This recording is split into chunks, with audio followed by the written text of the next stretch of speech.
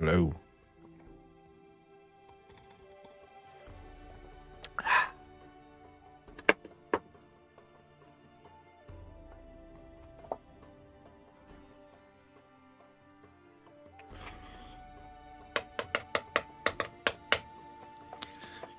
All right.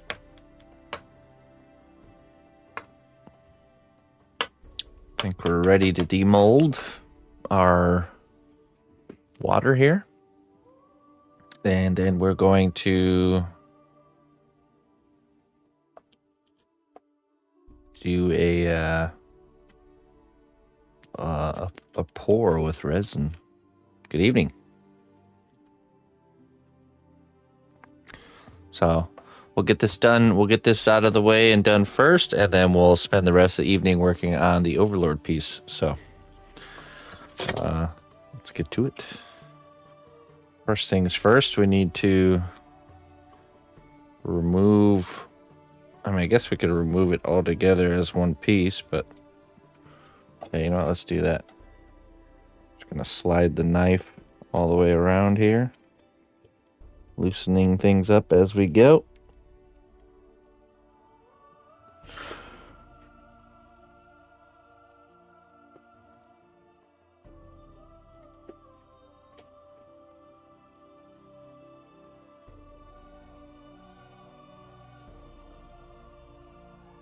Yeah, someone ordered a Mr. Beeson as a trollhead last week. Dear friend, well, hey. Your contribution to the growth of our kingdom is invaluable. Thank you for your devotion.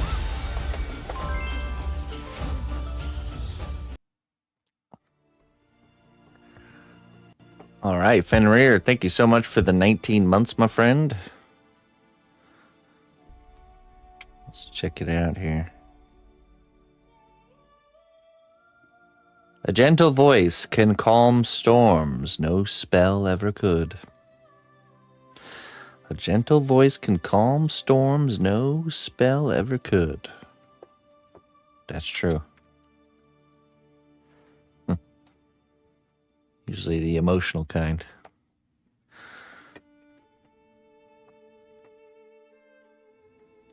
Okay, thanks for the support there, Fenrir. Okay, let's keep getting this off here. But yeah, this is one of the troll heads from last week.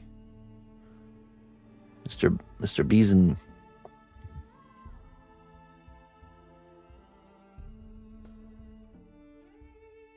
Turned out really good.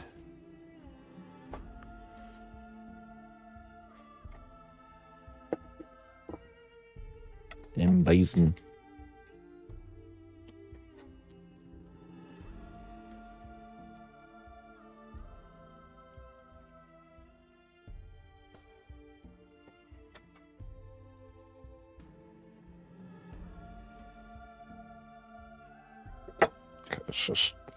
Let's just give this a nice rip here. There we go. Ah, satisfying. Get this out of the way. Try to keep our work area clear.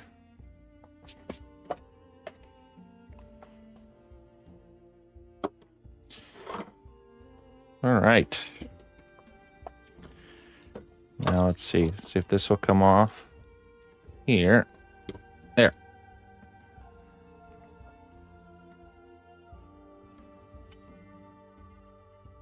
So we have our shell.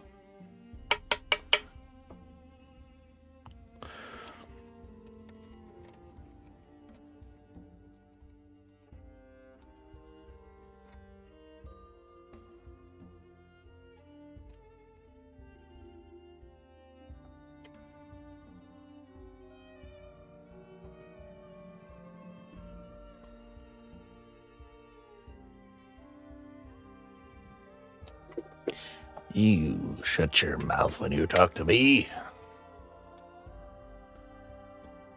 All right. Now, let's see how well our spraying did for having to clean this up. That's actually looking pretty good. Looking pretty clean.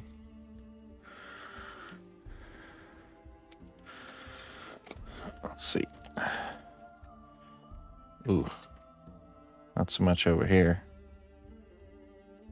Probably because I put the heater on it, so it kind of melted.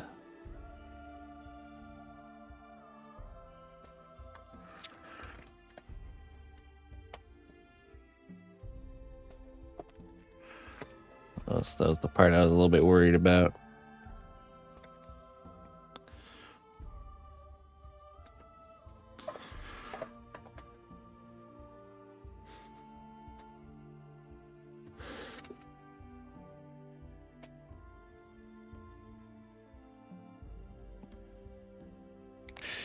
All right, looks like we have to do a little bit of mold cleanup.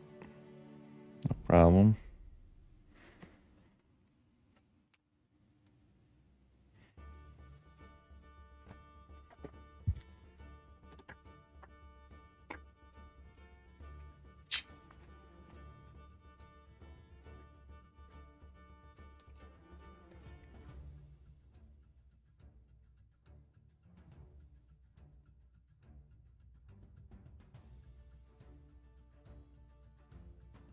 This part is really nice and clean here, and I think it's because it was the side that was on the opposite side of the heater. Because I put a space heater on the plaster, so it would dry quicker. Bummer.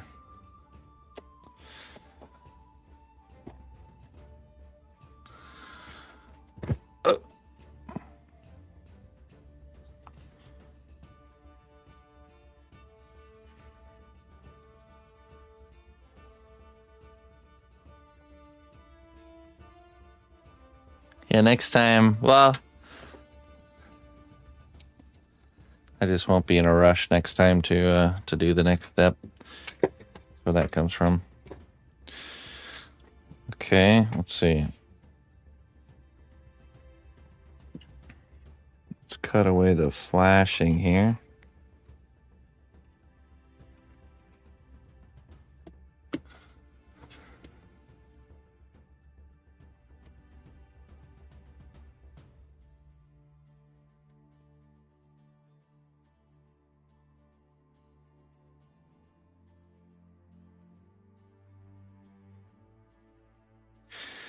I mean, I'm not going to throw it away. I still have the other mold that we made.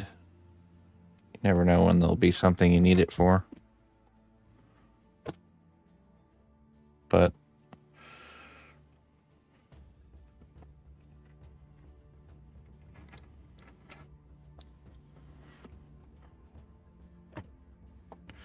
there. A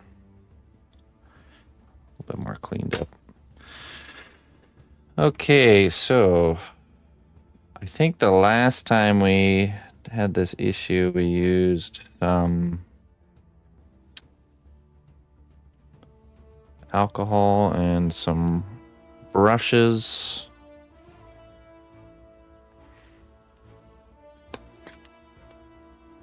I wonder if hot water would be, just kind of running it under hot water would be good. Actually, let me look that up. I'm sure I did last time with the best.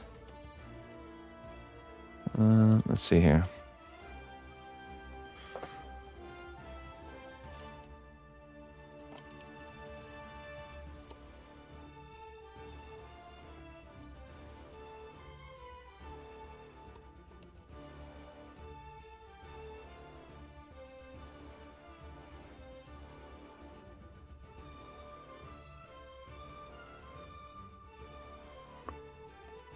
I'm guessing using heat. So, best method, mechanical removal, using wooden tools, plastic sculpting tools, or popsicle sticks. Gently scrape out as much as you can. Avoid metal tools as it can tear the silicone. Get 90% out mechanically before using anything else. Then it says warm soap and water. Use warm, not hot water, and dish soap. Loosening the residue, rinse. This removes oils left behind by NSP clay.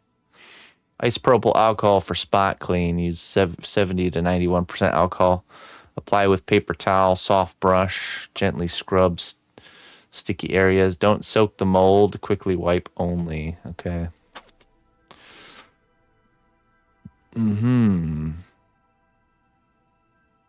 Oh, that's approach. Oh man, I should have done that at the beginning. A pro trick is to freeze the mold. Put the mold in the freezer for 20 to 30 minutes. Clay becomes brittle, pops off much easier with light flexing. This works especially well with NSP medium and hard. That's what we're gonna do. So in hindsight, we should have just done that from the get-go, but we'll go ahead and do that now. We'll stick this in the freezer. Work on something else, and then we'll demold.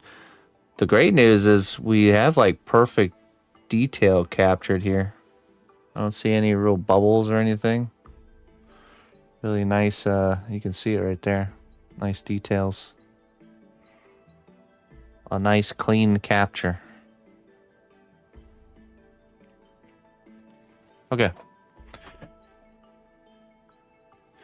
Let's throw this in the freezer. We'll work on the Overlord while that's freezing. So in hindsight, we would have just stuck it in the freezer before we demolded it, and it might have all come out pretty clean, but I'm not sure. All right, I'll be right back.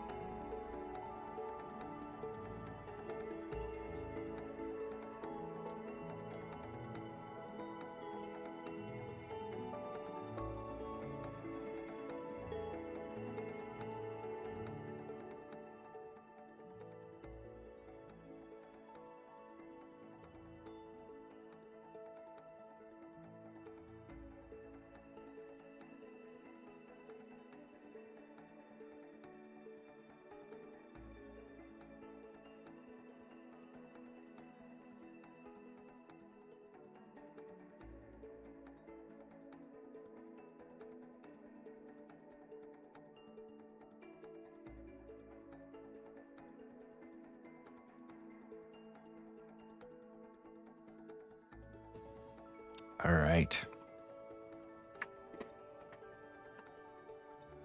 Let me demold these little parts here.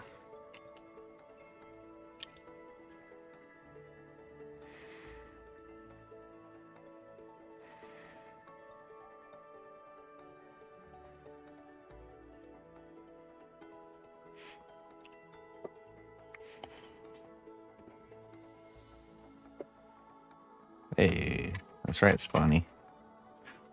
Bonus round.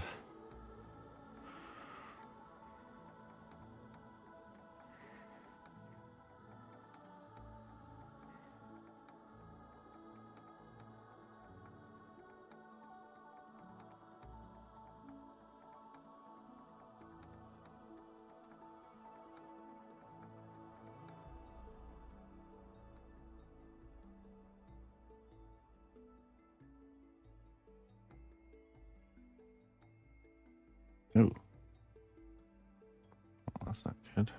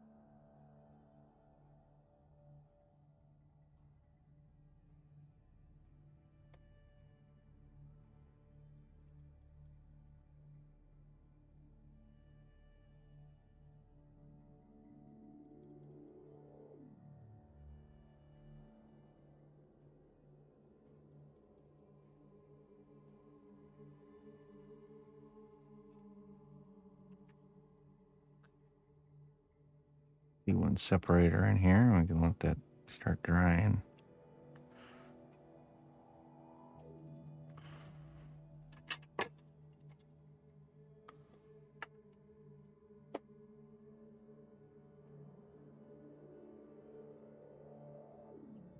Say what, 7 o'clock? We'll go grab the mold out of the freezer.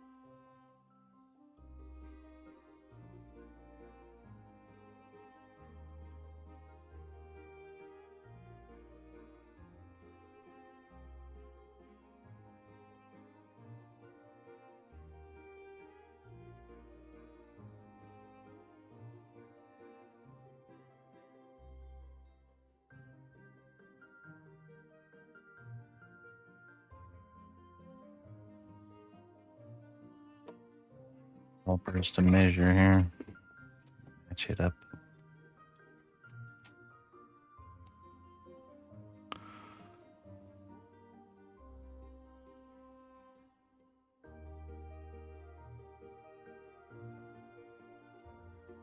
Mr. Giesbahn, how you doing, my friend?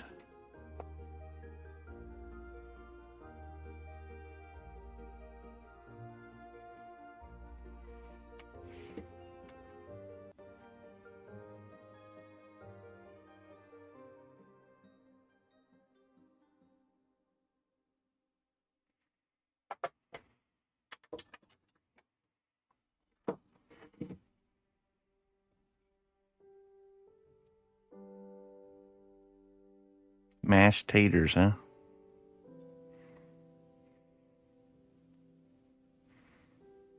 Enjoy, my friend.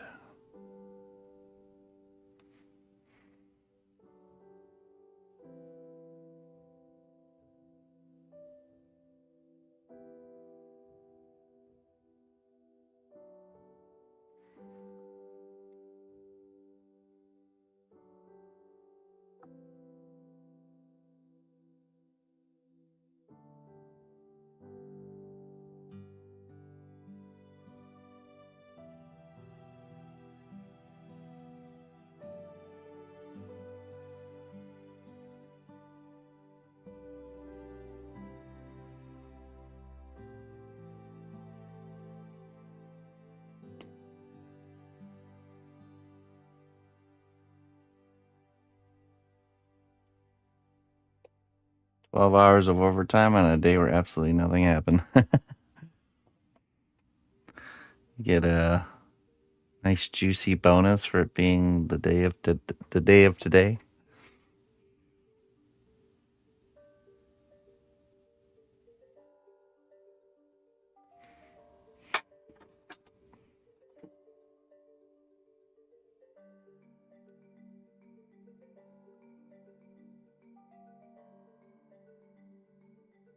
Oh, nice. Dang. That's what I'm talking about.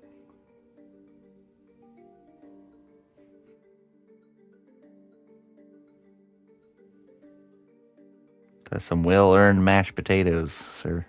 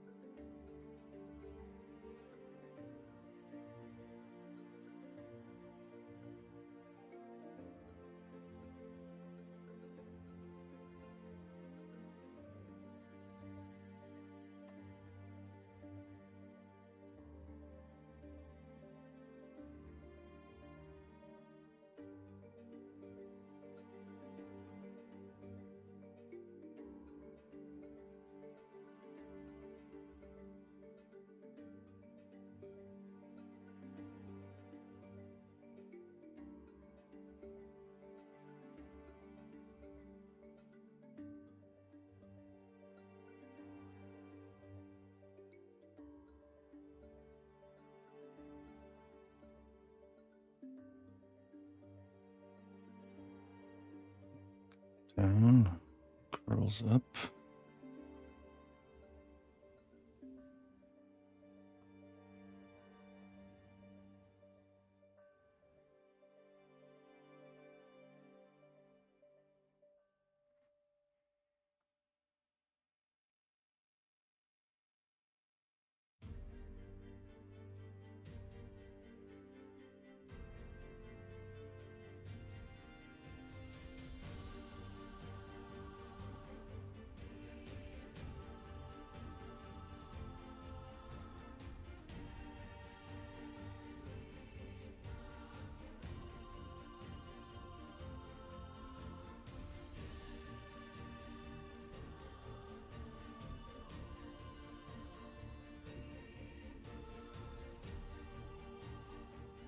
Hey, thanks, kitty. Not perfect, but good enough.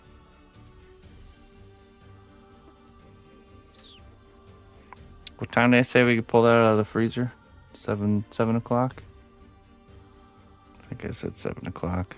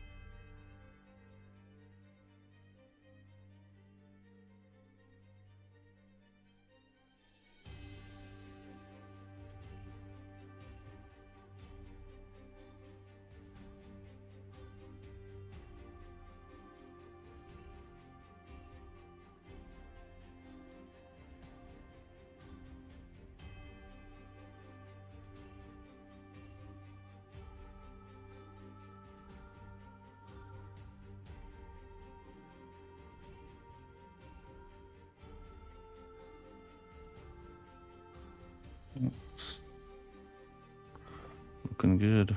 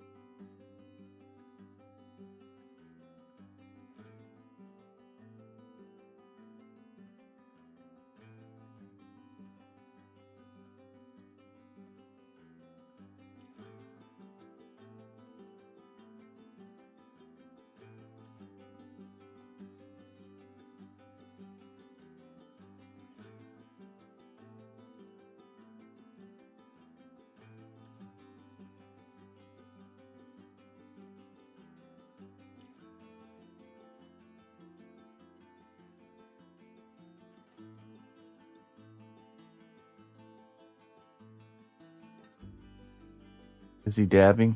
Yeah. Yeah, he's doing a dab real quick.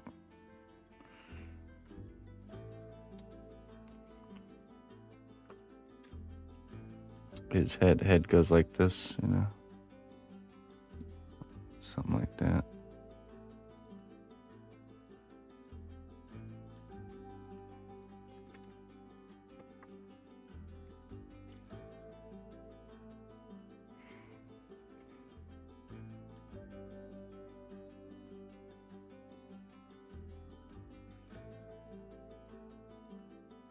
Thank you.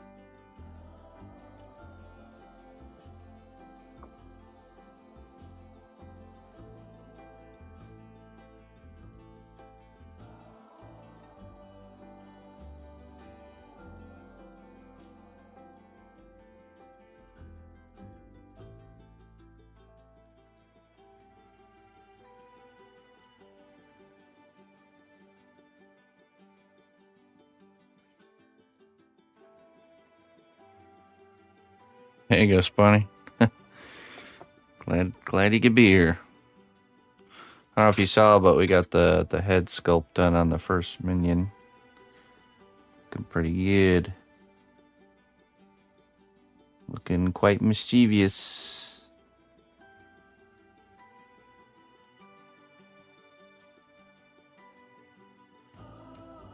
Reminds me of my brother. He's got quite a face like this. I'm pretty sure he can smile exactly like this minion too.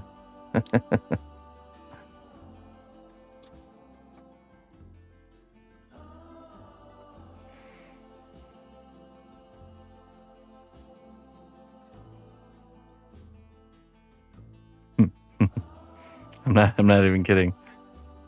Pretty much a portrait of my brother.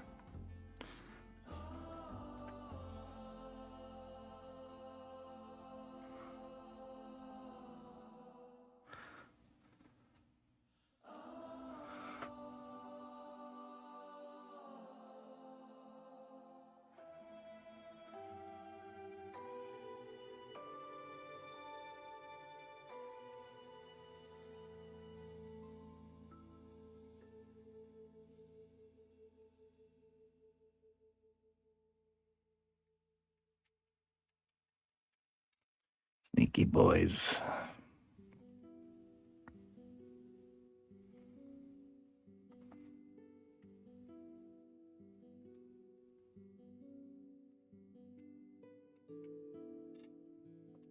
Let's see here.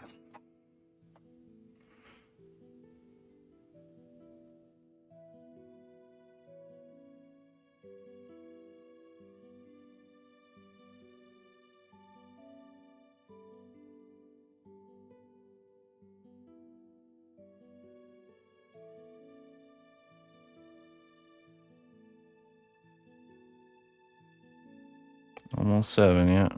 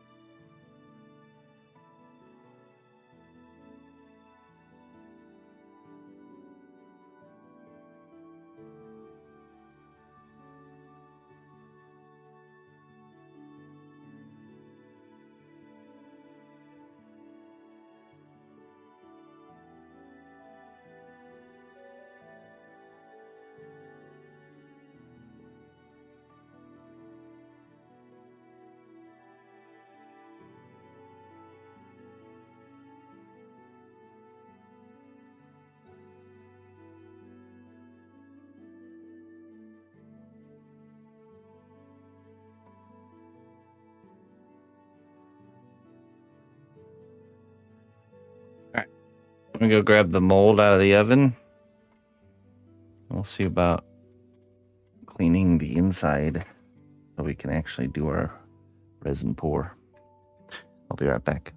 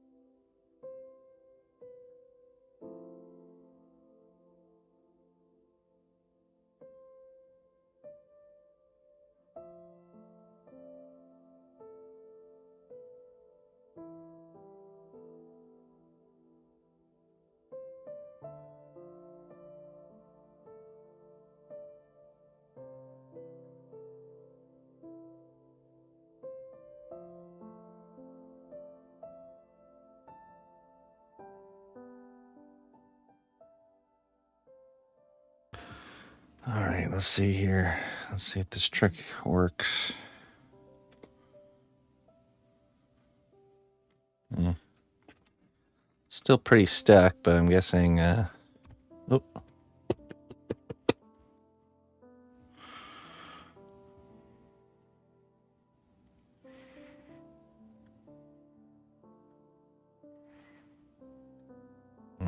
We're just gonna have to work it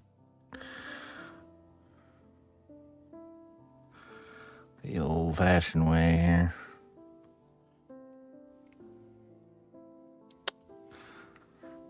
Bummer. I was hoping for that nice clean pull.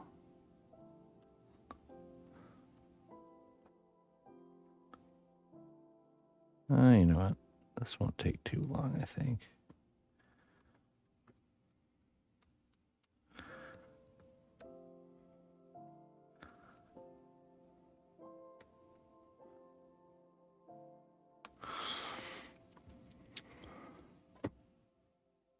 Oh, nice. Welcome back. The mold turned out great, but it some of the clay got stuck in it, so I had to manually extract. Manual clay extraction.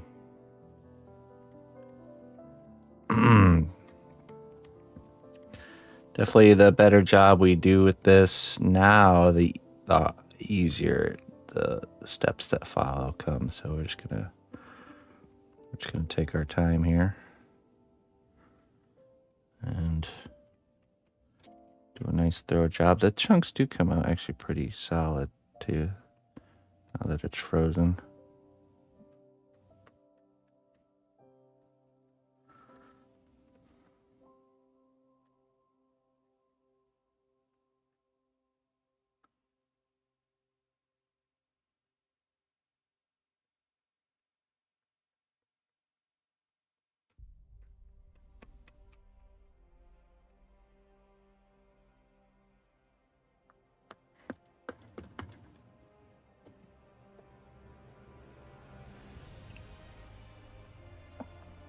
All right, let's get you guys in here.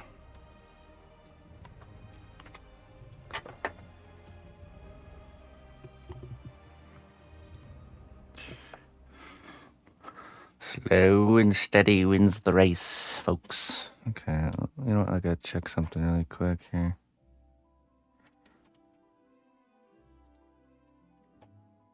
I don't know. I think everything is how it should be.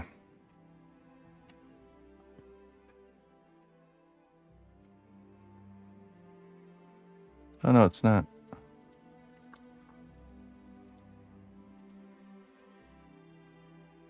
Hey. All right, let me check the other settings. Hold on.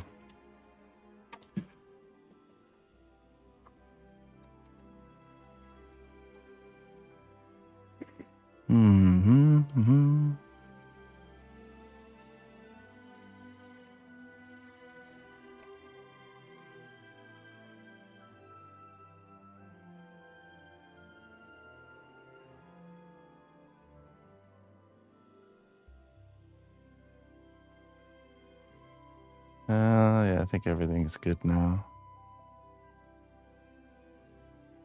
Yeah, okay. I mean, there was one thing that was off, so maybe that made the difference.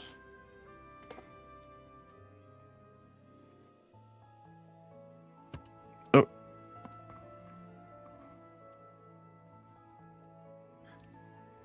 Oh.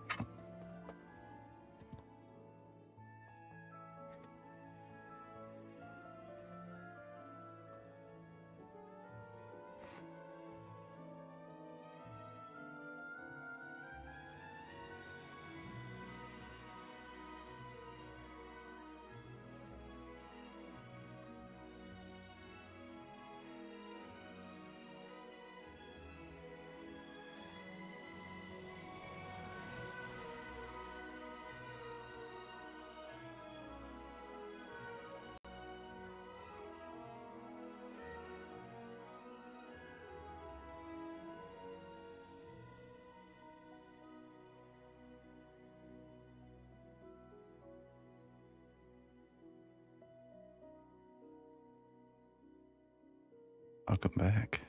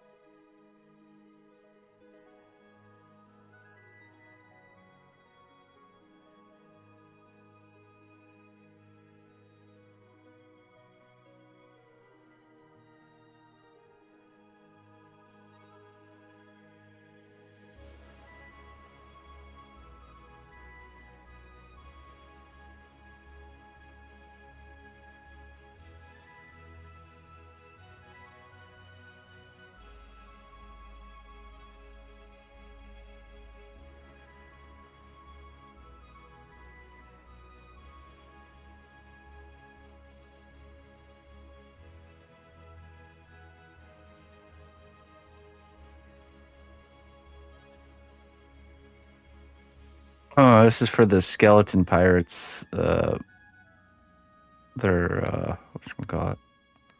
The wave that's coming off the front of the ship.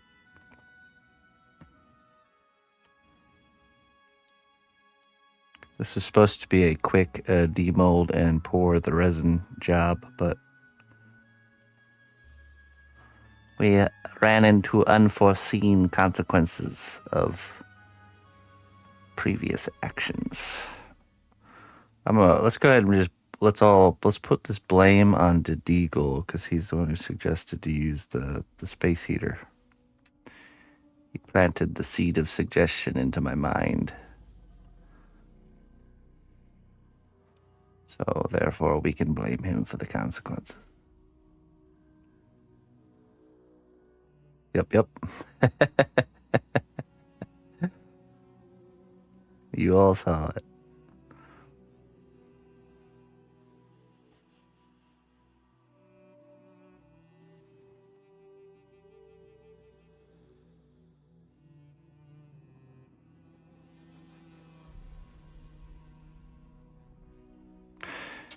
But no, honestly, these are moments where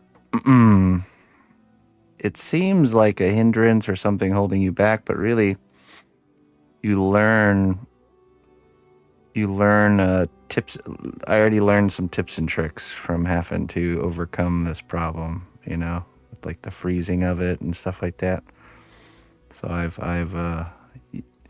it seems like a step backwards, but really it's a necessary problem to have to encounter to know how to deal with it in the future,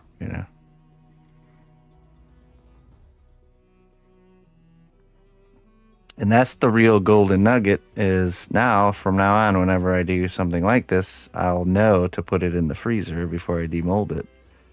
And those are all those little ways of doing things. You always wonder how people kind of acquire the way that they do things. That's it. One little lesson at a time. That's how you figure it out. Oh. What about brushing a little bit of wet clay? It can get messy. Yeah. I feel like when I look it up, everyone always says that just mechanically cleaning it, just like we're doing, is the best. And I'm sure they've all tried the other methods. Because the problem becomes if the mold gets even more messy, like I think last time I tried using solvents to clean it, and it was kind of a mess. It took some keeping the clay solid and firm is what we want to do here. We don't want to liquefy it in any way. And just kind of remove it. I'm not getting every spot, but just most of them, especially the bigger ones.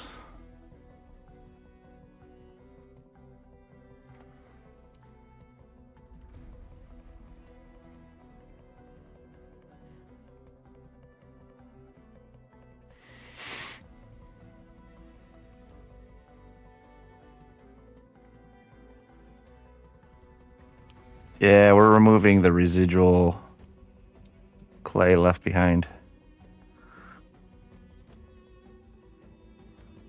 There was a lot of these areas where it's stuck too. There's kind of like little detail in the silicone that's kind of grabbing the material.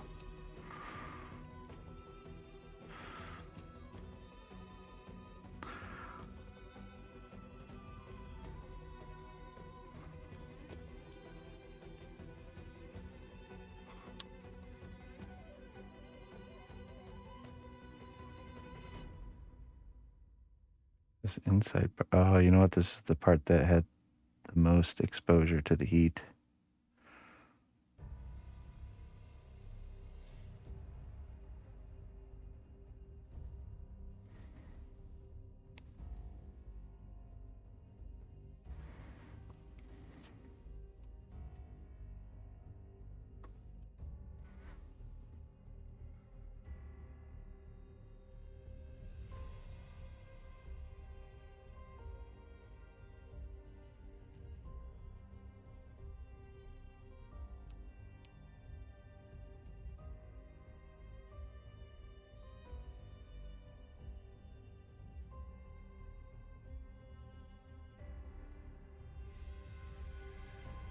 This area we don't need to worry about too much. This is actually the inside of the.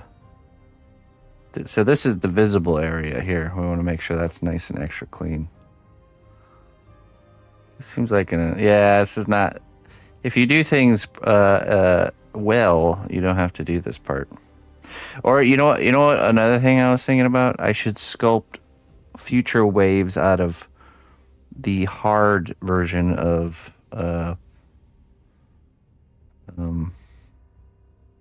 Shavant, because the hard version is like super, like it would come out super easy. It's much more solidified once it's at room temperature.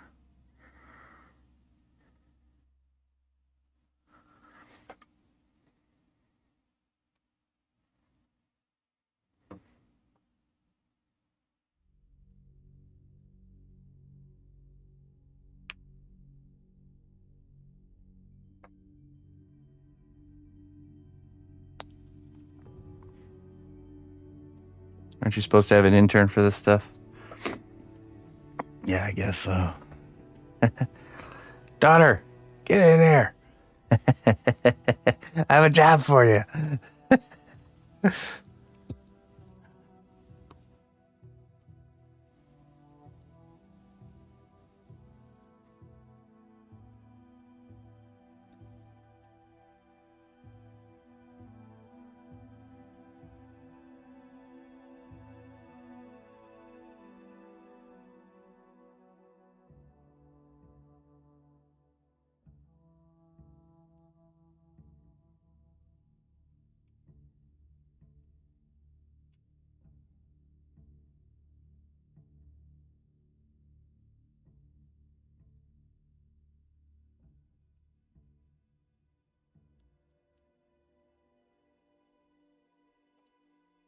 Being alcohol melt it.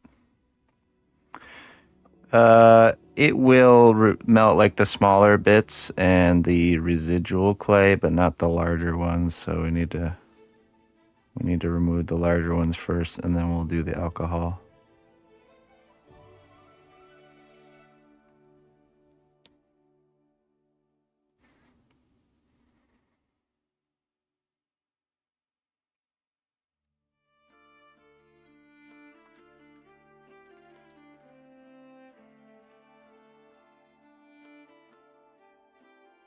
We'll do alcohol, and then after the alcohol, we'll do warm water and soap, and I will clean it.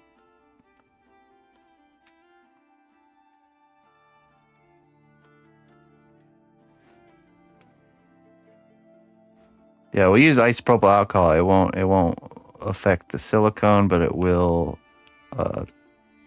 kind of melt or dissolve the clay. Oop.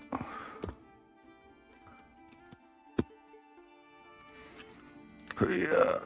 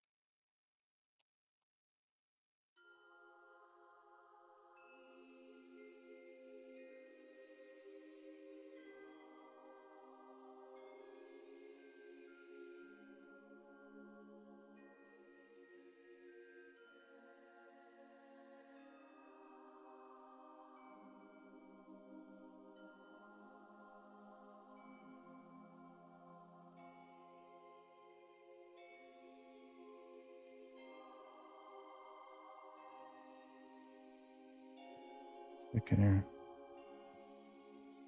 Power washer would probably cut.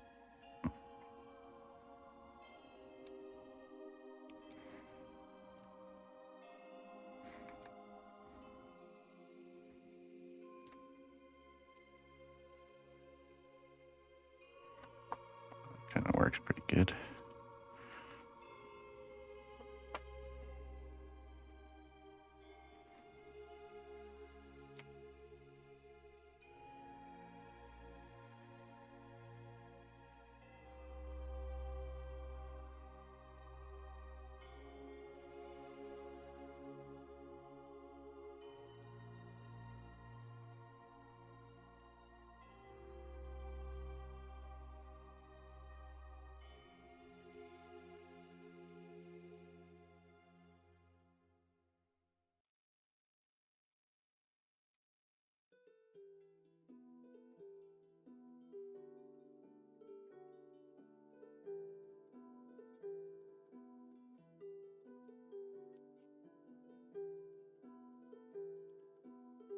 That's pretty effective.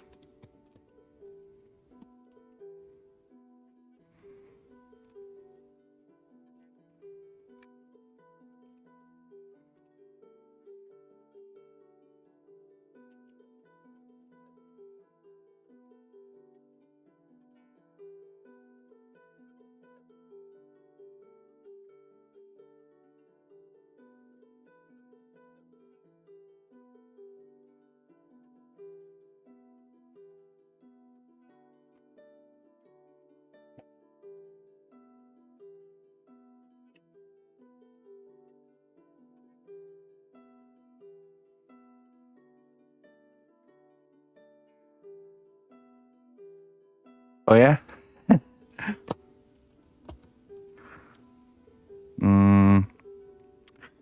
No deal.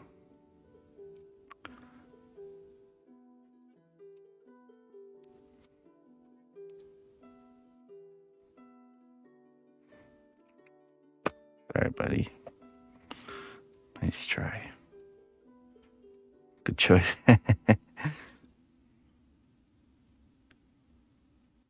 These pieces are just quite stubborn.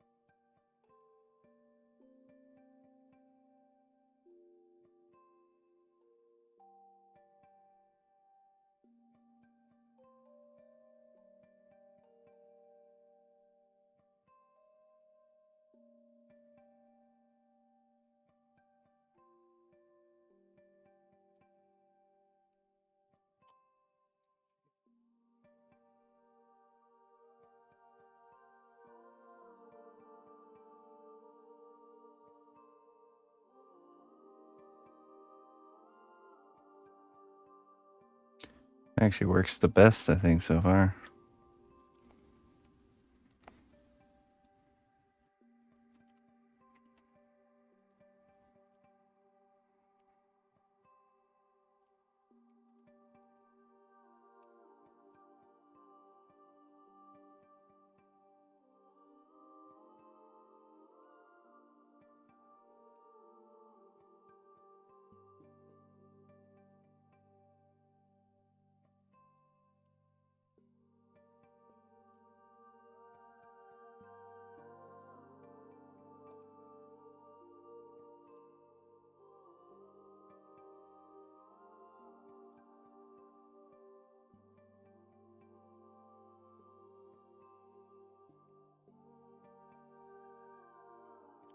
What are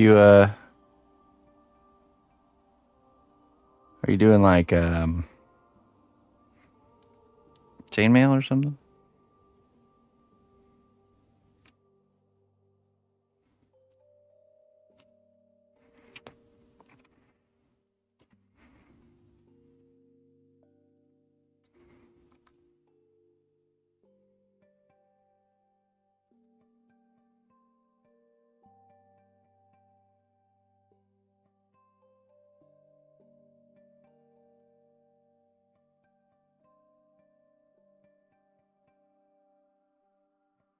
Chain wall, it's nice.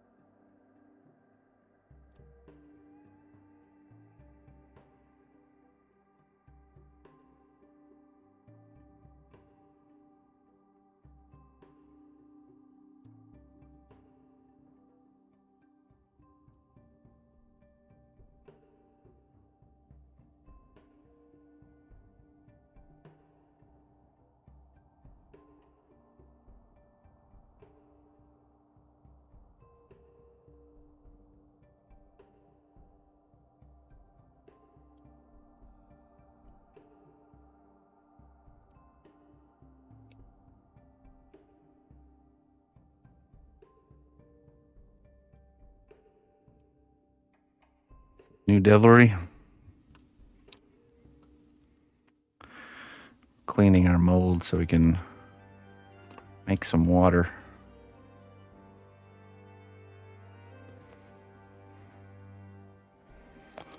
We're setting ourselves up for quite a fun day tomorrow. We're going to be able to demold the water. We have troll heads.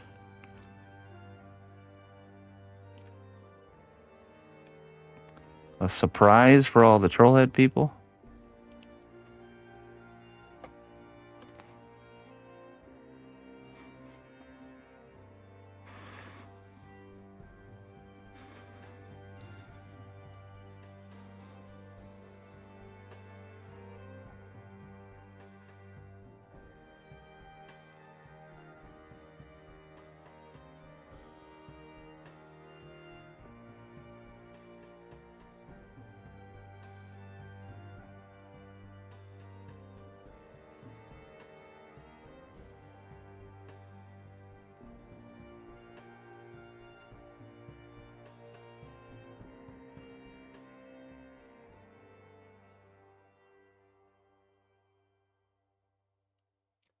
Yeah, this is the form.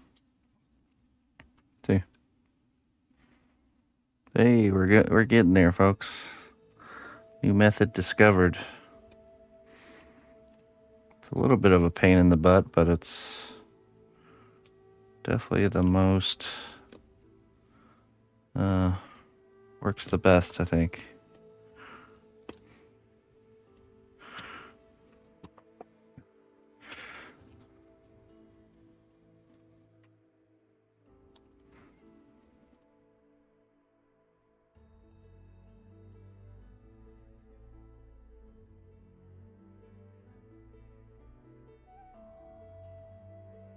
Piece of chicken.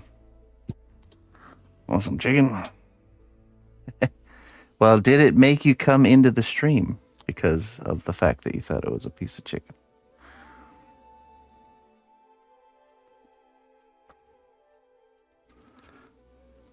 It's like a recurve bow. You push it the wrong way. Would you mind showing the Overlord for the benefit of my father? Yeah, sure. For Scorpio Seb's father, sure. So here's the head of one of his minions here. And then the Overlord is right here. Wait. This is armor. I'm gonna put his head on there. There we are. No arms yet, but that's the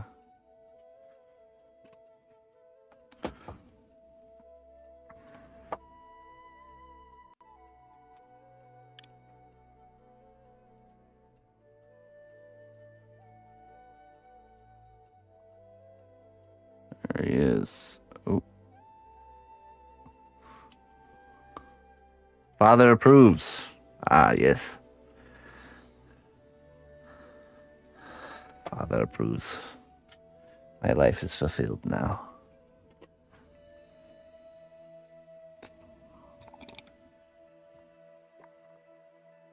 Ah.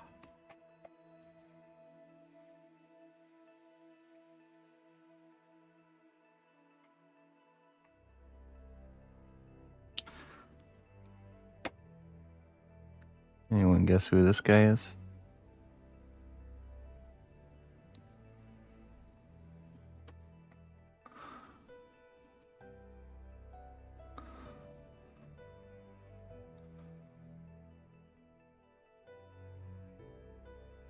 Well, hard to guess without his accessories.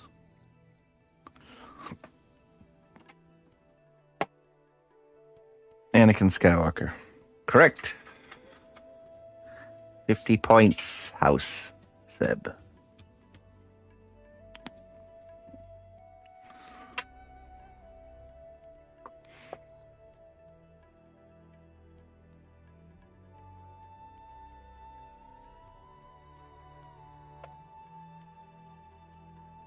Okay, back to cleaning our mold here.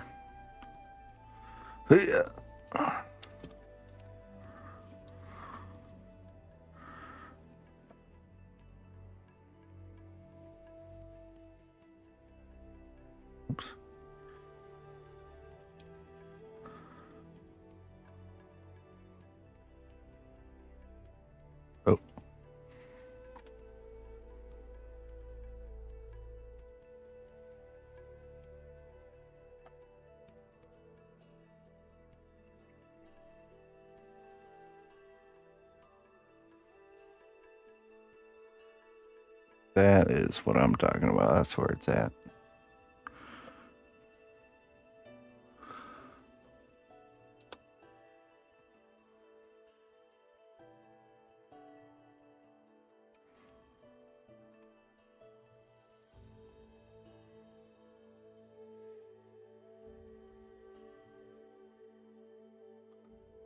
The resin inside it already? No. No. So basically, we clean this out. This is the form. You know, it's actually thick enough we probably didn't even need to. Actually, no, we did.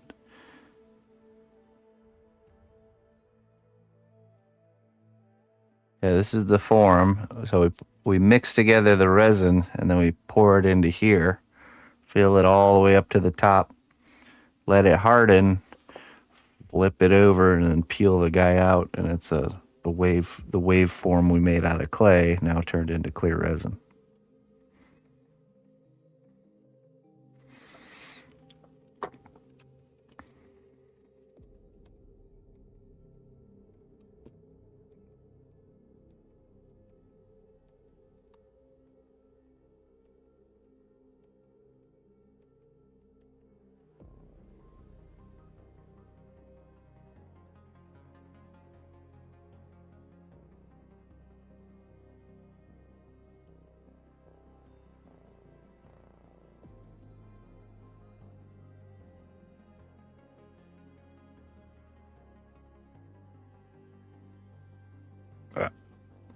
Yeah.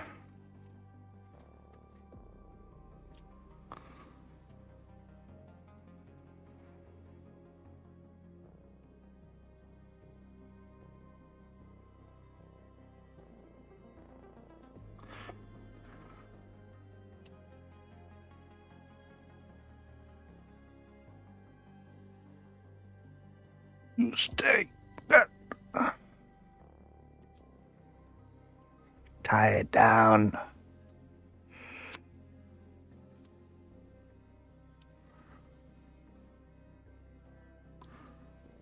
It's good hand wrestling exercise.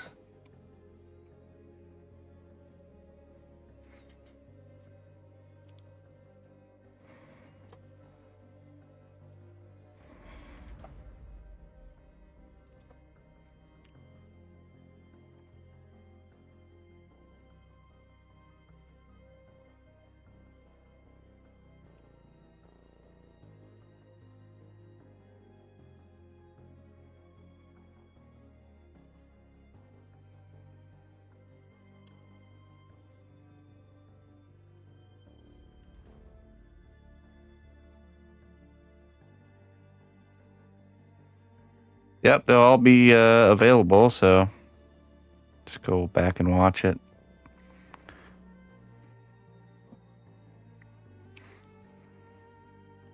Now, this process is called a brush-on mold, or this mold is called a brush-on mold. The advantages are, as you can see, I'm making quite a large mold, or a large molded object, for only about $40 worth of silicone. So that is the advantage of a brush-on mold. Is that we're using we're basically just using a thin layer of silicone for the capturing the detail, and then we're using a cheaper material, plaster bandages, to actually give the support to the mold.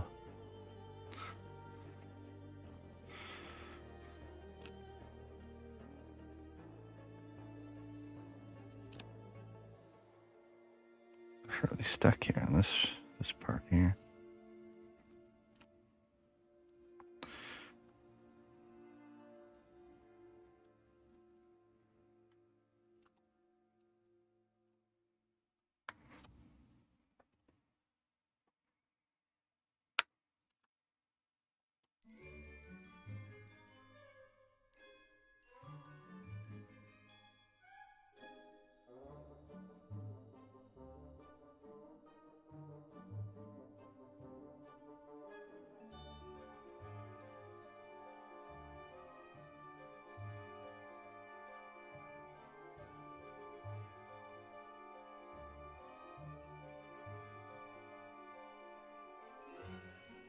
Is it easy to tear? No. No, this stuff is like the most as flexible as it gets. I mean, you can see right here. Yeah. I don't think I could tear it even if I wanted to. It's rough. You know, it's if you ever had like silicone cookware or anything like that, it's basically the same. What could cause it to tear is if there was a cut that you could rip, you know, like a point to rip from. But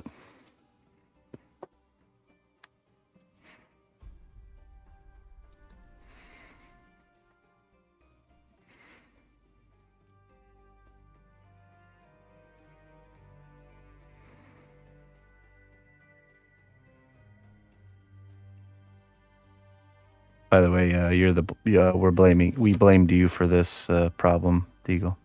Just so you know, it's all your fault.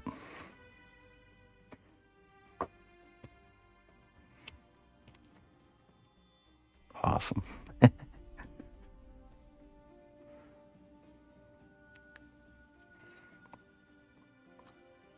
We had to put full blame onto you for this issue here. Someone had to take the fall. It wasn't gonna be me.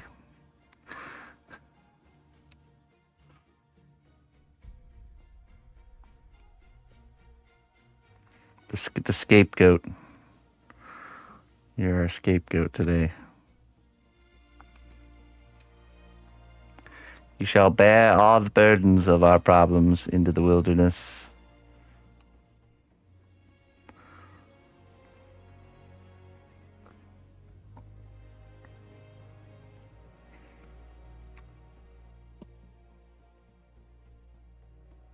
You know, that is where the term scapegoat comes from in ancient times in certain cultures.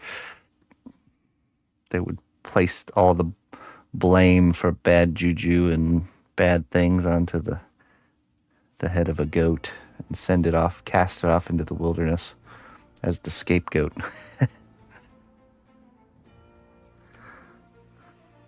They shall bear all the sins of our tribe.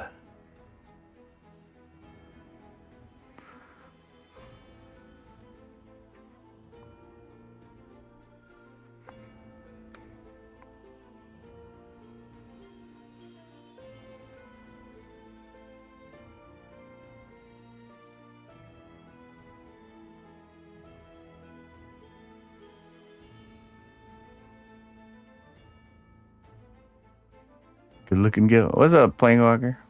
I don't know if I saw you or not yet. Yeah, I mean they use in the mask making world they use these materials quite a bit. Silicone rubbers and stuff like that. Hey.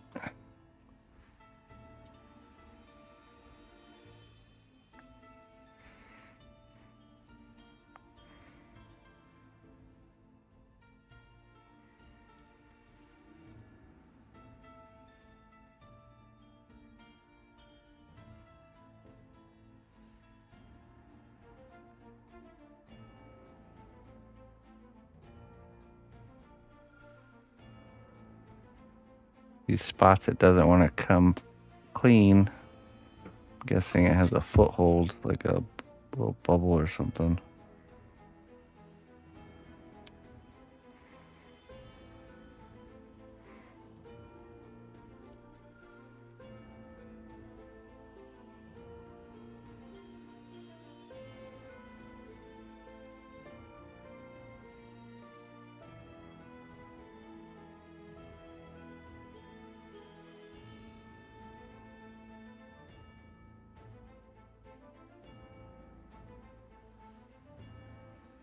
Landscape.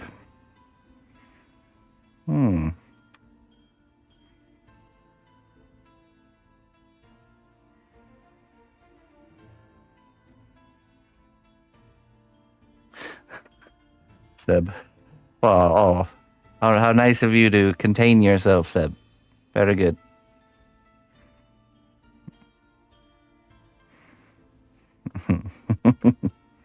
I'm proud of you, Seb. proud of you. Self-control. It's a hard thing.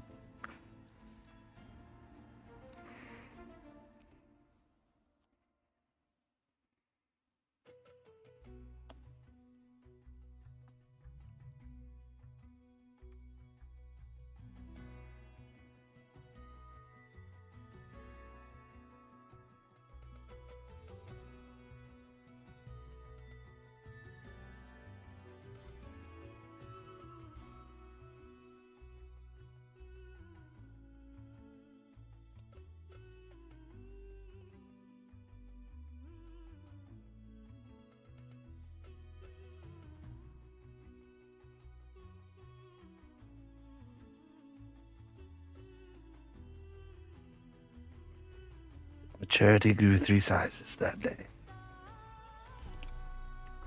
One for the history books. Okay.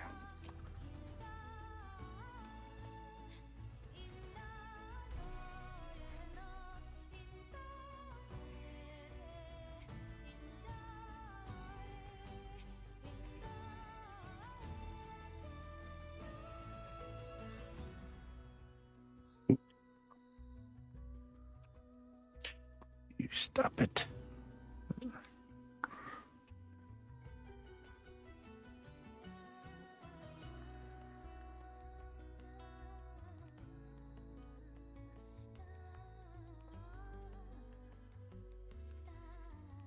you draw stuff before you sculpt it? No. You do not need drawing to be able to sculpt.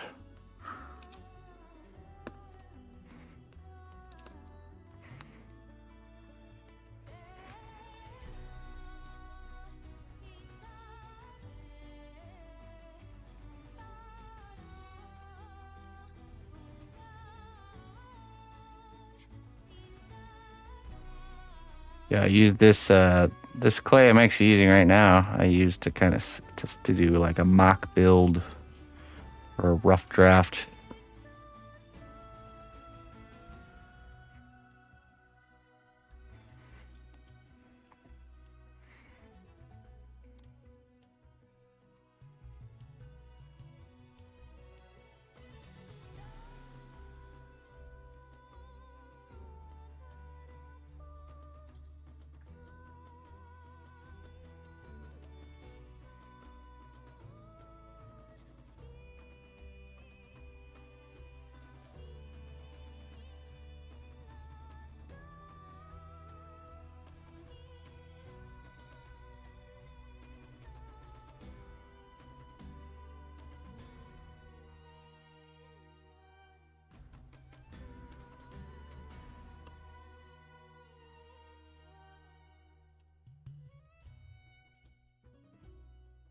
Idea.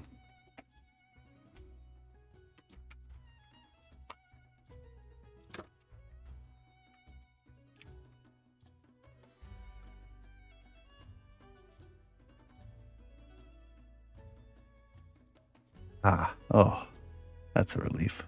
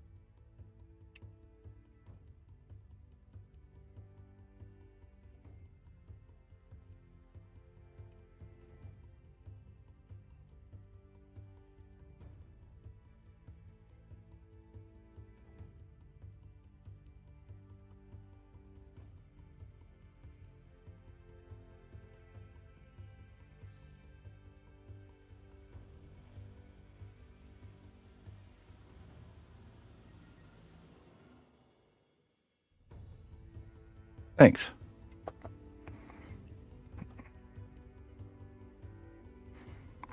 All right, I think that's pretty good.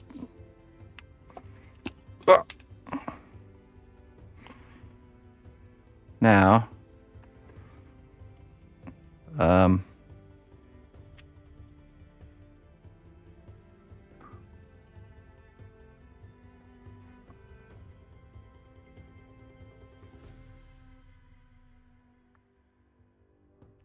think we'll just send it and we'll use a mold release. Do a nice mold release spray. And that should be good here.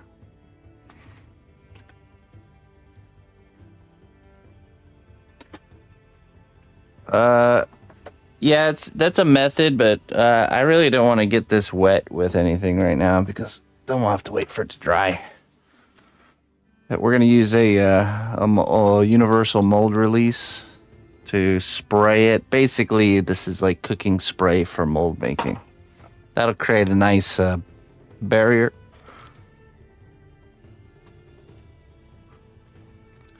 To which we will, when we pour our, any of these little residual clay bits, there's like tiny little bits. If they're not coming off with me smashing clay into it, I don't think they'll come off, especially with the layer of mold release on there. And if they do, we'll just clean the cast instead of cleaning the mold, which will be much easier.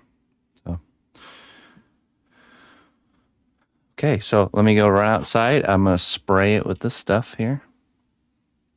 And then we need to, looks like all we'll need to do is kind of set this up like this and put some things under there. A tube of rice to keep the mold level too. I think it'll stay level if I just have like a piece of wood like this. See that? Just right there. So I'm just going to try and set up a, some sort of a piece of wood with, things in place, and then we'll go from there. So spray it, don't say it, as the saying goes. That's right. Yeah, we're going to do this outside because it's an aerosol. So I'll be right back.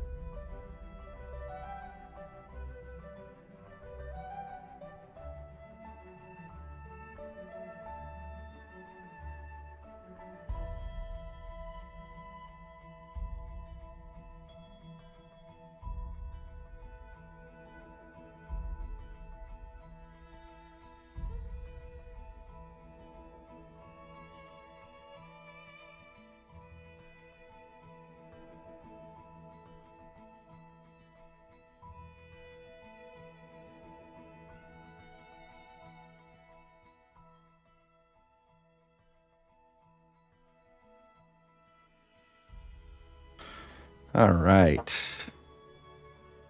So now let's set up our board here.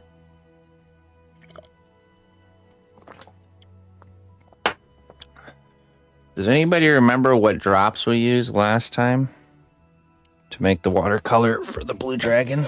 I want to say. I specifically told Clayton to remember the formula. So, yeah. If Clayton could go ahead and let me know what the drop formulation was, that'd be great. Okay, let's see here. Pink and orange, I'm pretty sure. Okay. All right, let's see here. Put that there. We'll put it back on so we got our hard shell here, this exterior shell. This will go like so. Back in there. This kind of just holds it in place. Holds it nice and steady. It's in the exact kind of positioning that it needs to be.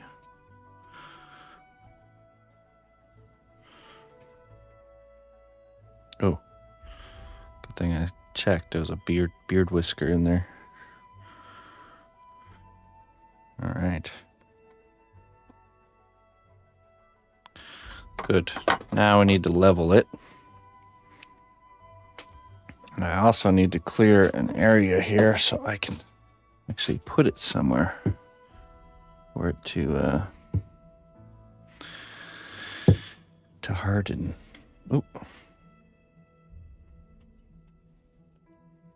Clear landing pad.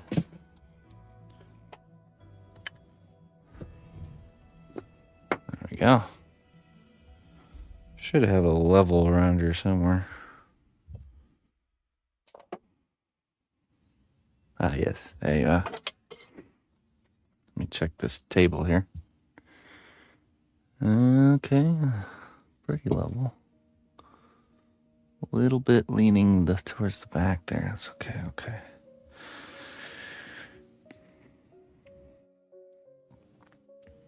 Eyeballing it, yeah. Take some of these wooden blocks here, and we're just gonna kind of set them up. Yeah, it's already looking pretty good.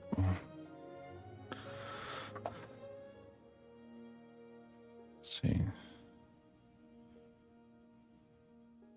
Yeah, I mean, it needs to be a little bit more up like this.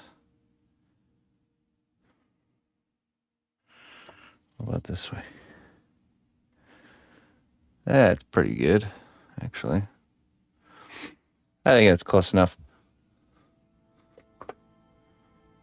Okay, good. It's not going to move nowhere. Technically, I should like hot glue it in position, but we're going to risk it for the biscuit. Let me get some mixing cups.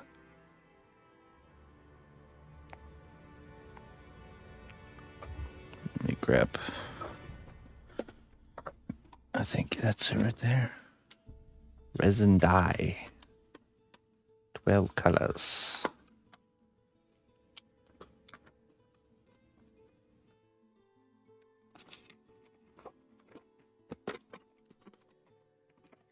What was that color combination again? What the?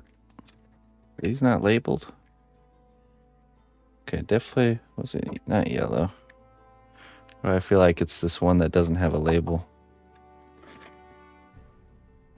Purple, not purple. Not red. Grass green. Okay, this one has two greens. Green pigment, so that must be the other label there.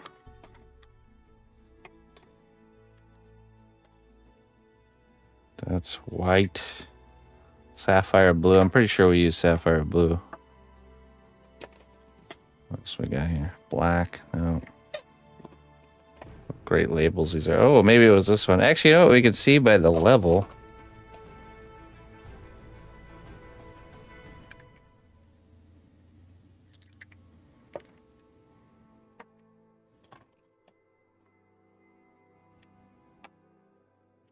So this one I definitely think we used. I don't think we used this blue. No, we didn't. Okay, so now we got to figure out which green. That one looks pretty full. I think we only use like 1 drop of green. And quite a bit of blue. Diga! The perfect name for yelling into the empty canyons. I'm gonna go get trapped in the Grand Canyon and yell Deagle's name.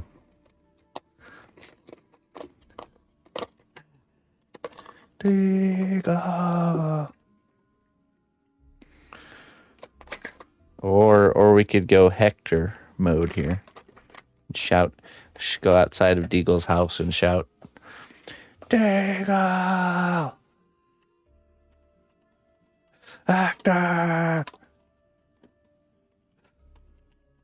Out of anger.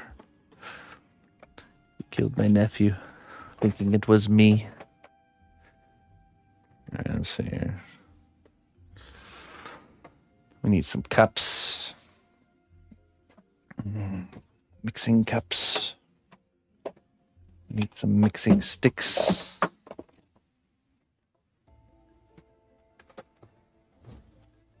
There we go. Grab some cups and we have a nice mixing stick.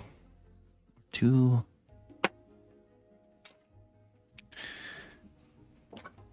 All right, let's see how this stuff's looking here. What do we got?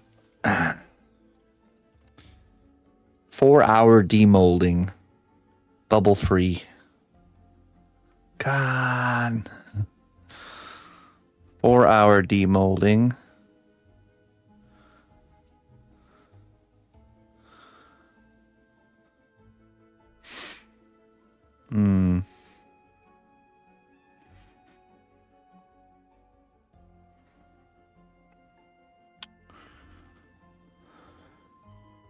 Midnight stream. No, we'll demold it tomorrow. I'll make you guys wait. Now, technically, I should probably bring this outside and let it sit outside to off gas. But that'll be quite the operation to get it outside. But I think I'll still do it because it's not raining right now, right?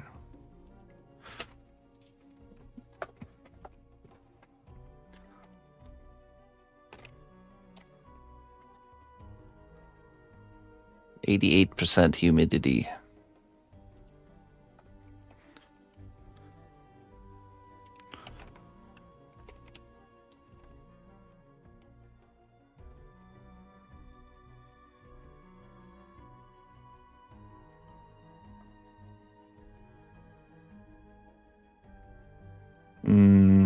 Yeah. 60 to 85% relative humidity is bad for resin. 50 to 60%, yeah, for best results.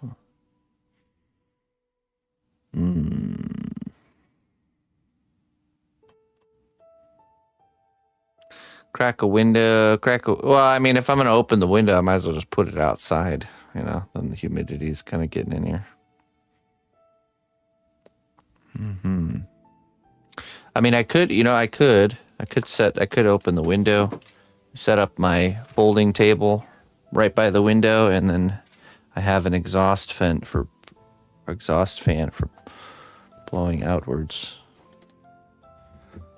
Well, that really complicates things. You know what? I'm just gonna put it outside. That's gonna be a lot easier at this point.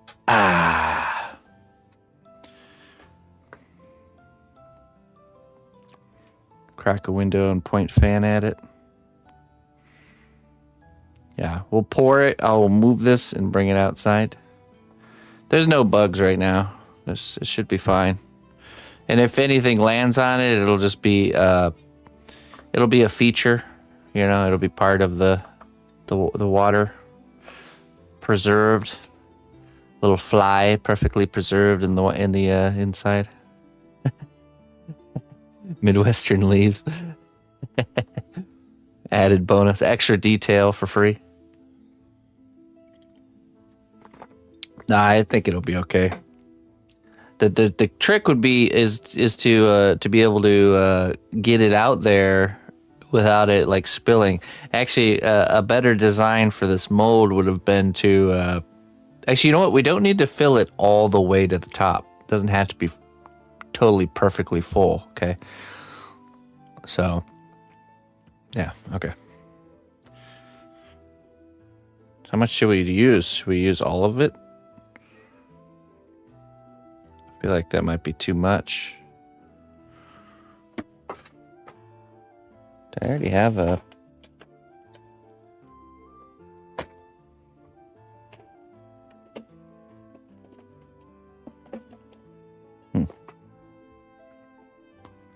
All right, let's just do this, shall we?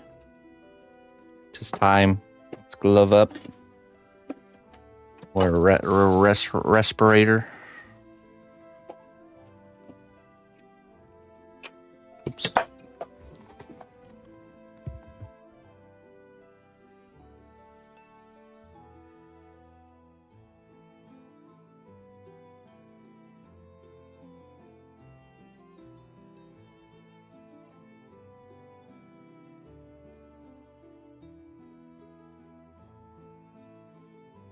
All right. We are ready. Yes, okay, so there's 2 doors between me and the outside. Those will be the difficult part. I was born in the resin.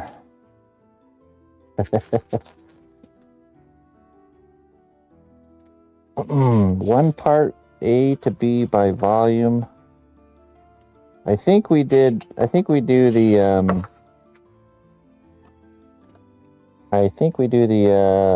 this die into one part. Okay, here we go. That was probably gonna be a seal. Yeah. Just cut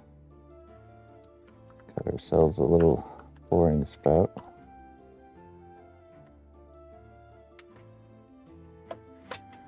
And in we go.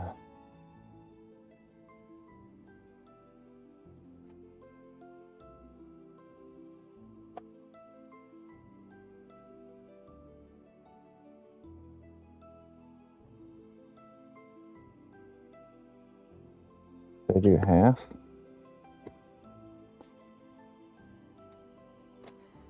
That's almost all the way there. Molded by it. That's probably enough. I honestly think that'll probably be enough. Worst case scenario, we just mix another batch and pour it right on top. So.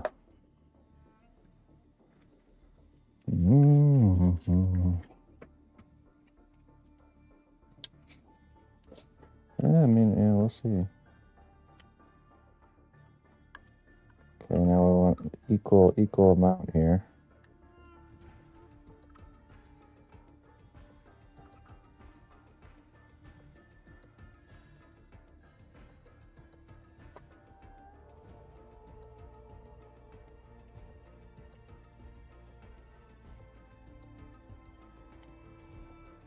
Scientifically measure precisely the exact same volume.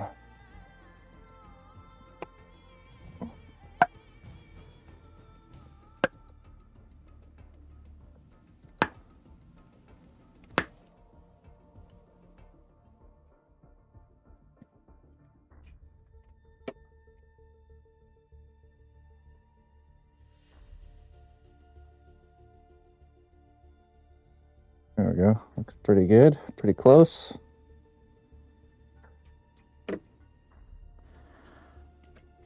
Close that back up.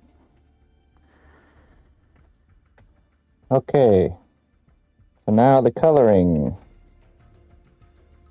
We have sky blue here. And then I think we did a bit of green, so let's see.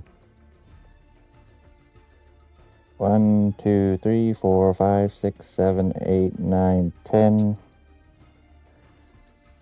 11, 12, 13, 14, 15, 16, 17, 18, 19, 20. Let's do 5 green. I believe we did this bonus here.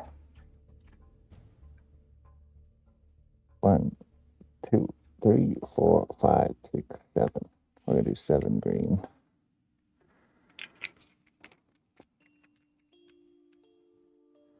You should use a small scale, but you got better eyes. It's fine. Most epoxies and resins aren't like so picky that it needs to be 100% exact. This has to be pretty close. Now let's check our color here.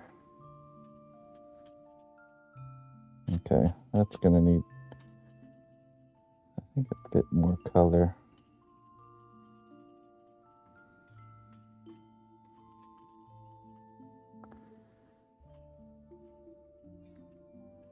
The green does seem to be pretty strong. All right, we're just gonna go by feeling here.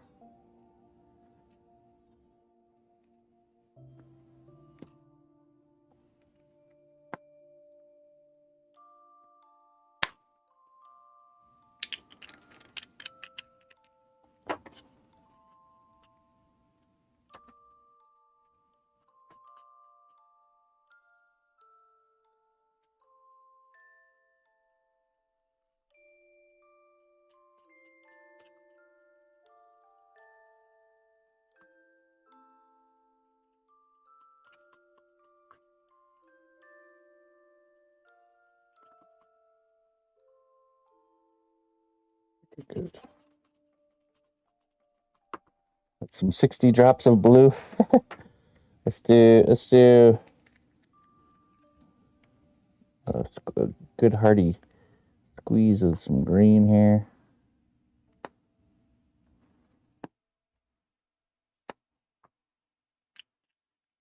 Okay, now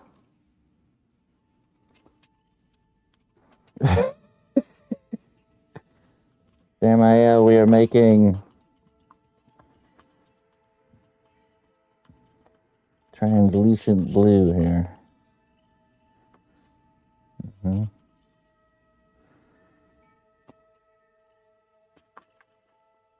right, we're gonna roll with that. I think that'll be good.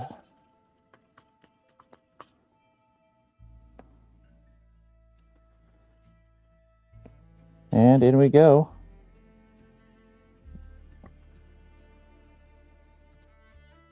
Hopefully the cup's big enough. Oh yeah, we're good.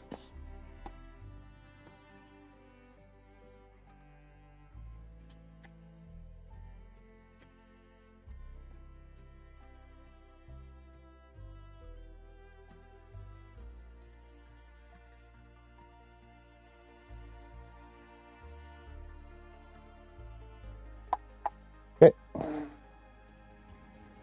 Now we mix it.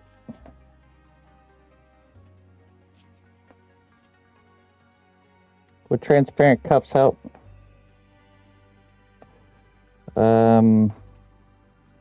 Yeah. But the brown paper ones look better on stream.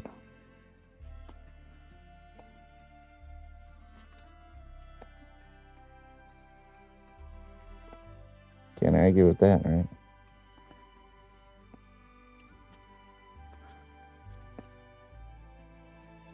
We make sacrifices around here for the betterment of stream.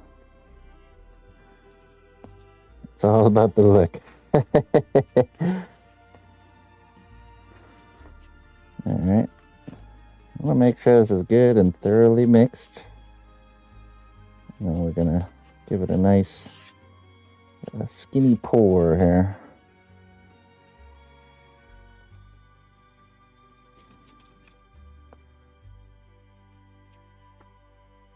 Clear would let us see better.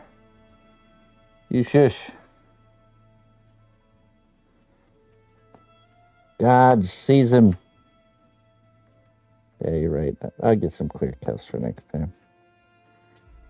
These are actually ones we use for homemade takeout coffee.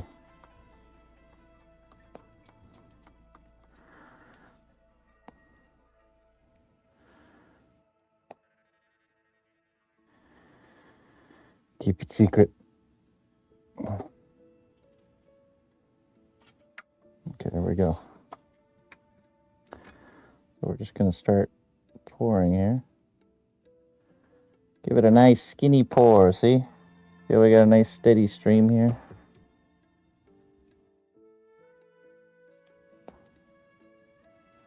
This will help us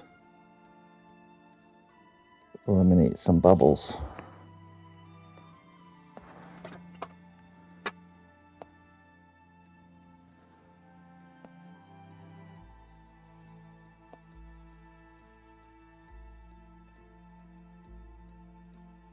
Yeah.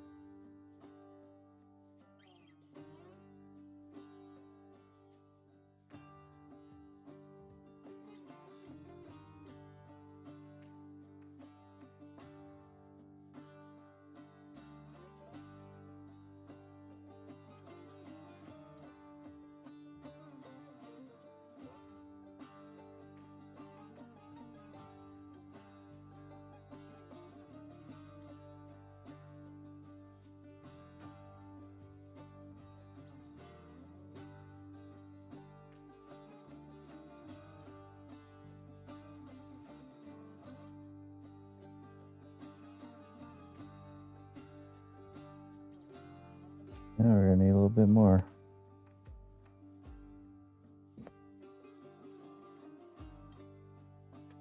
It's a mold of water, like a wave that goes on the front of a ship.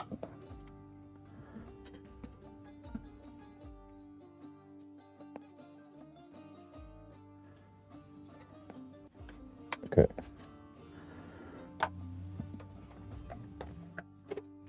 We need a bit more.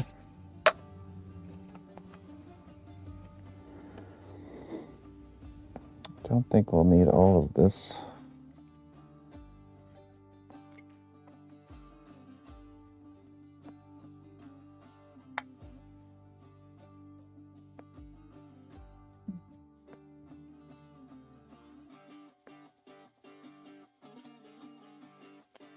That should be good.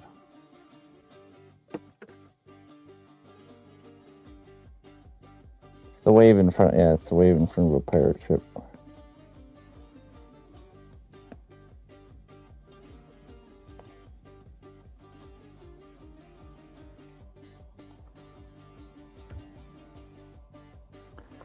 There we go.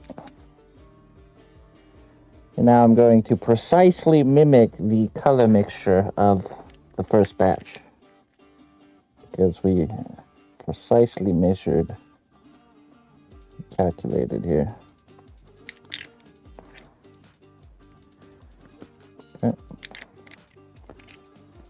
There we go.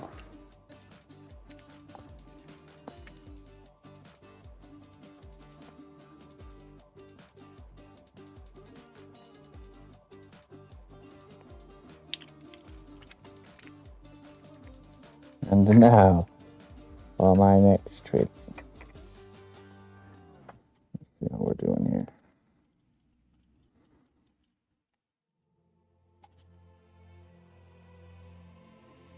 Okay, looks pretty good.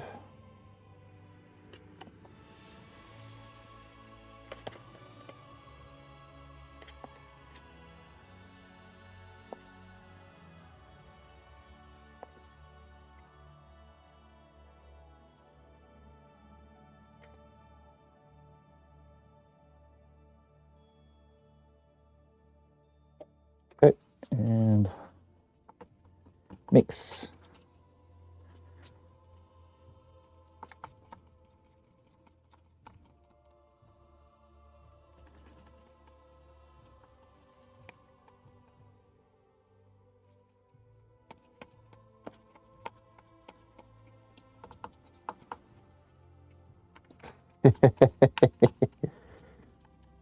Precision.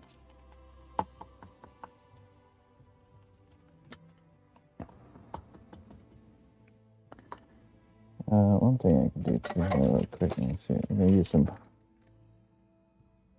heat to get some bubbles to rise here.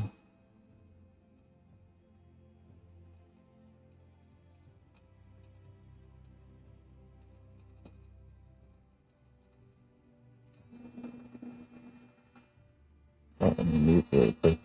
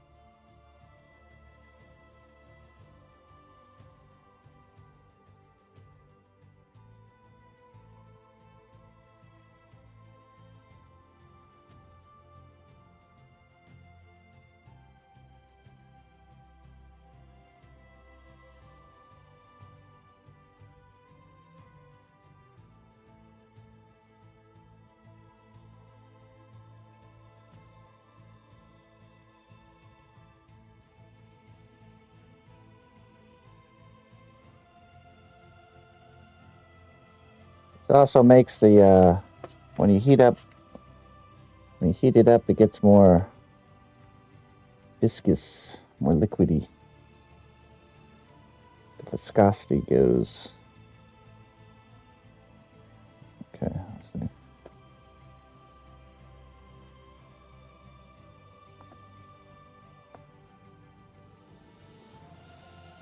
So we're going to need to shift it just a smidge this way.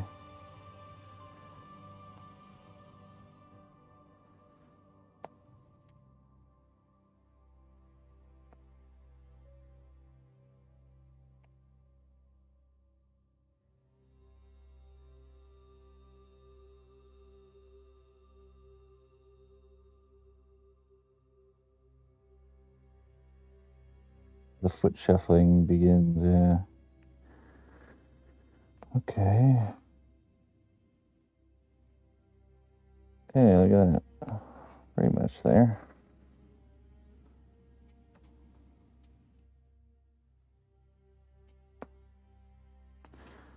Okay. I'm going to hit it with the heat gun again for all those new bubbles.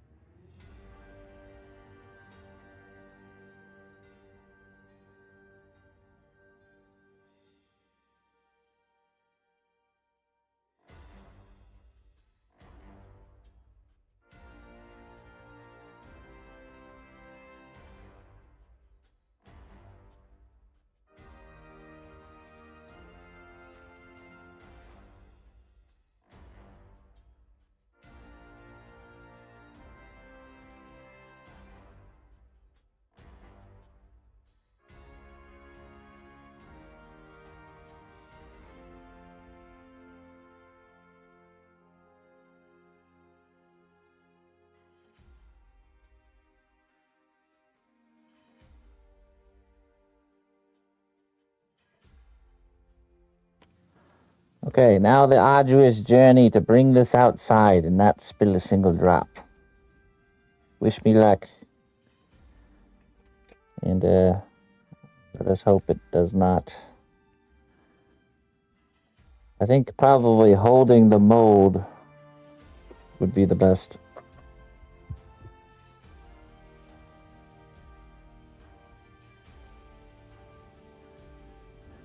Okay. Perhaps. What about 5 minutes? See any more bubbles come up? It's okay if there's bubbles. We just don't want a lot of bubbles. It is supposed to be water after all.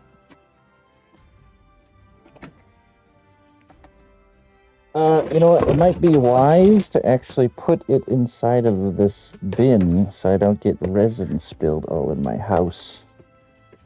Let's do that. Maybe. You know what? I don't know. It's gonna be a little bit difficult. Oops. Okay. Alright. Wish me luck.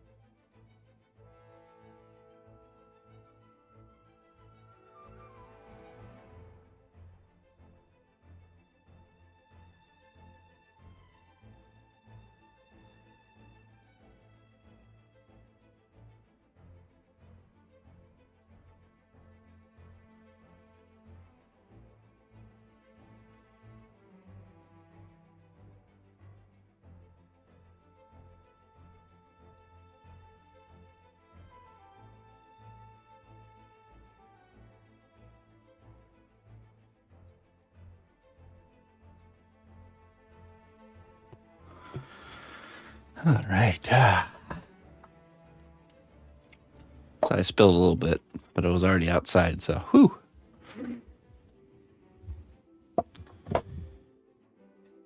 And after a successful operation, we shall celebrate with some homemade buns. These are cheesy biscuits made with spelt flour, which is really good. Mm-hmm.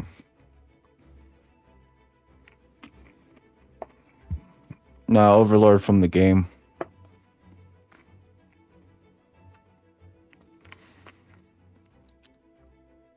Ina helped me. She grabbed a block of wood. I have a little table right outside my front door for when I'm grilling. So it's just sitting right there. Again, the neighbors witnessing the weirdness coming from over here. Walking outside with my mask and gloves and...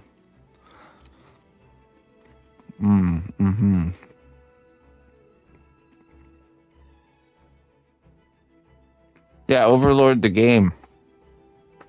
It's not related to the anime, but it's an older game.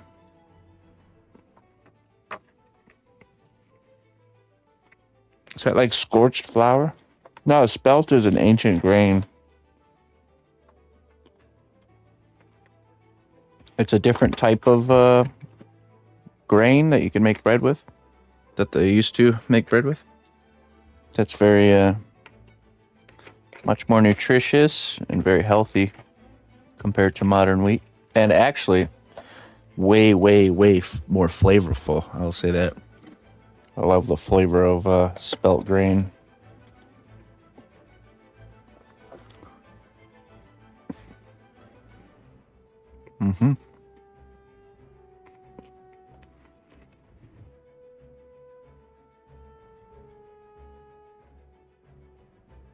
I think a lot of the modern day gluten intolerances and people having a lot of health issues revolving around gluten and probably other ones are because of modern wheat. They specifically bred and altered and changed the strain of wheat that we all consume now in white flour, in whole wheat flour and white flour. Not to be more nutritious or to be easier to digest, but to be easier to farm, to easier to harvest, longer shelf life. They don't give a crap about if it tastes better or is more healthy for us.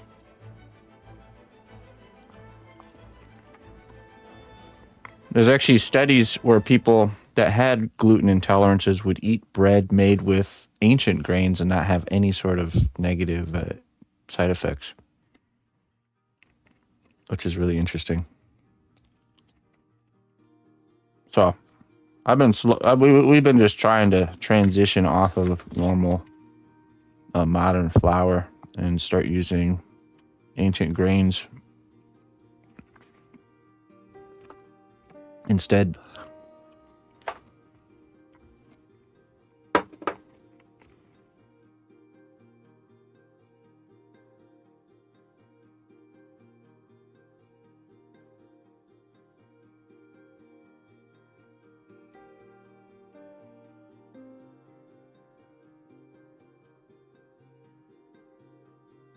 This grain is called spelt, S-P-E-L-T. And there's all kinds of different ones, but this one's spelt. It's nice. I've liked using spelt so far. I used sorghum to try to make some buns, but they ended up more like a crispy biscuit instead. And then Ina made cookies using sorghum, and those turned out really good. But spelt's really nice. It's got such a nice flavor to it. Texture is really very much just like normal bread. So,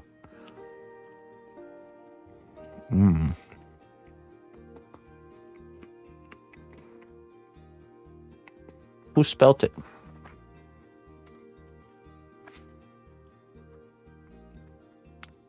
Well, my local grocery store actually sells some flours made with ancient grains, one of which is spelt.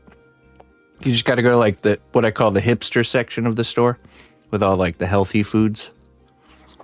If your grocery store has one of those sections with all the like organic, non-GMO, dairy-free hipster stuff, usually you'll find it there. Next to like alternative flours like almond flour and stuff like that.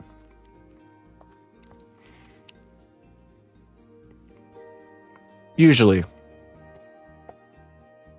What I really want to do is I really want to get a my own grain mill and buy just the whole grain, like just like you do coffee beans, you know, you buy the whole bean and then you grind it up yourself. Same idea.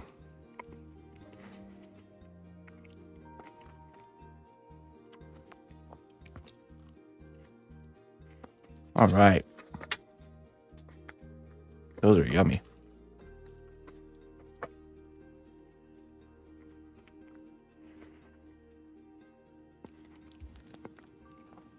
All right, so what was it? 4 hours. So let's say 8:20, 12:20. It should be cured by then.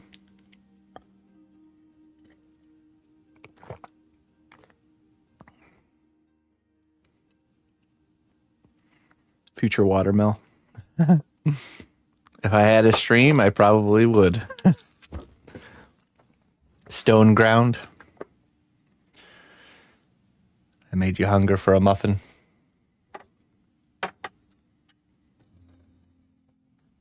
Okay.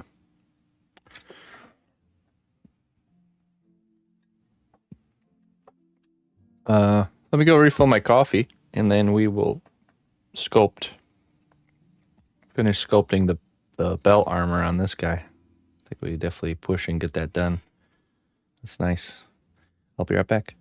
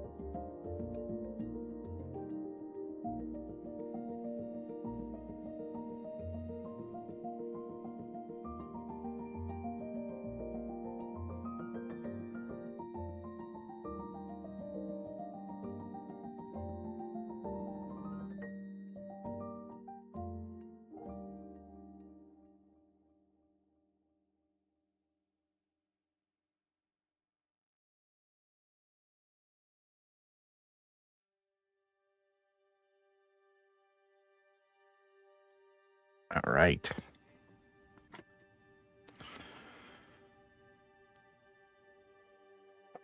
Hey, how's it going, D? Deer duckling, yeah.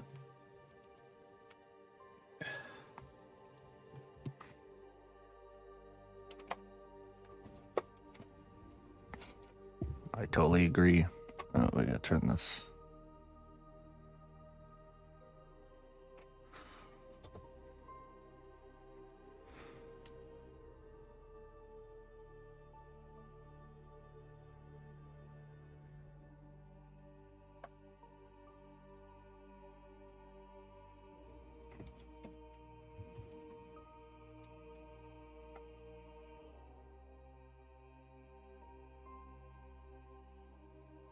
Oh, oops.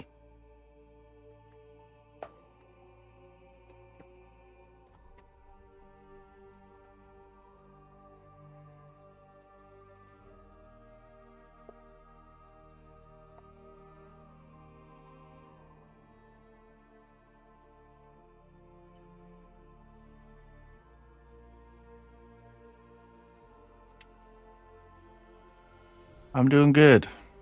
Doing well.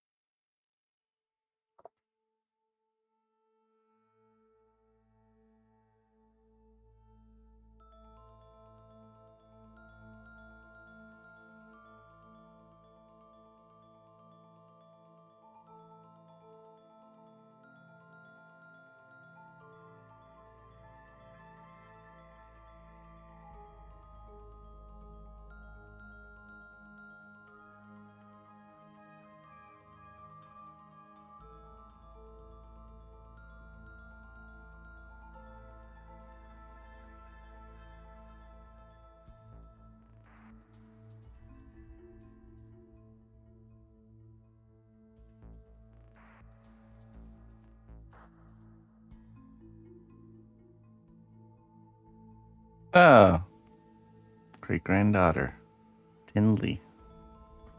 Oh, I appreciate that. Hello, Tinley. Tinley? That's how you say that, right?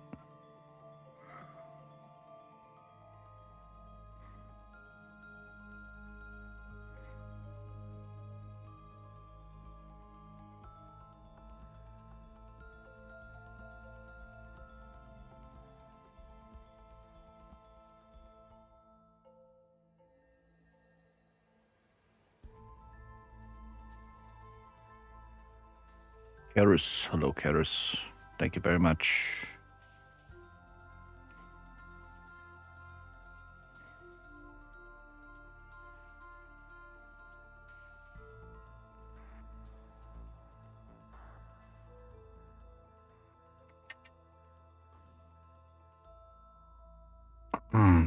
right.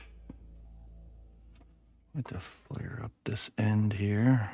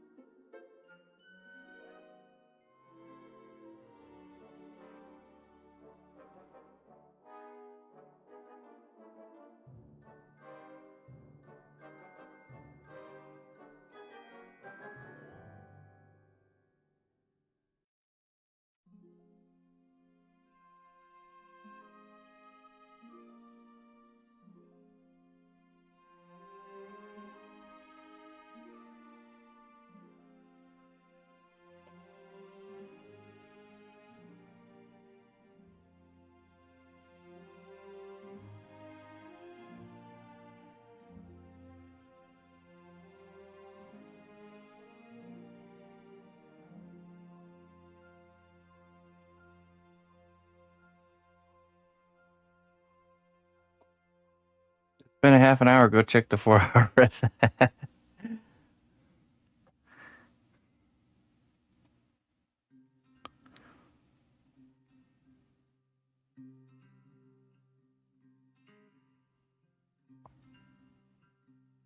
Not sure that's how that works.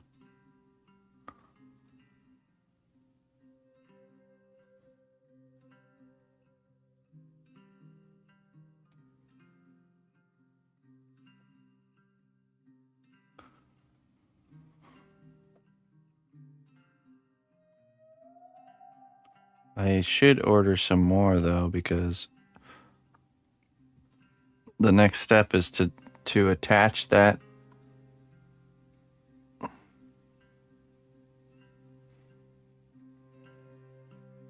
It's like looking in the fridge. That random just opening the door and looking, and then you didn't even realize you're doing it.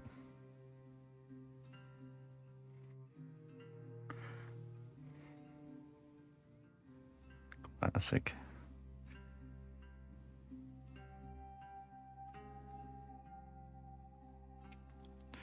But yeah, so the next step will be, once we get that wave formation out, to attach it to the base and then to build up kind of walls and do another pour to attach it all together.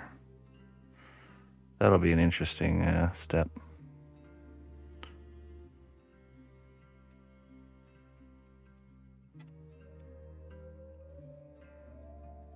Yeah, well, my idea was to do the to make the wave, and then we just kind of tip the base of the skeleton pirate. We put the wave in position and either do like a hot glue perimeter or some sort of a wall to contain the, like a probably like plastic with hot glue to create a barrier. And then we'll basically do a pour where we fill up the back half and on an angle like that, you know. So it'll work. We just that time will need to be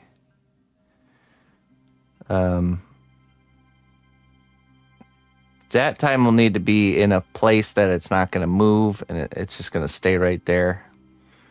So I'll probably set it up when we do that pour that I will be doing the pour and leaving the work, ventilating the workshop and leaving the workshop.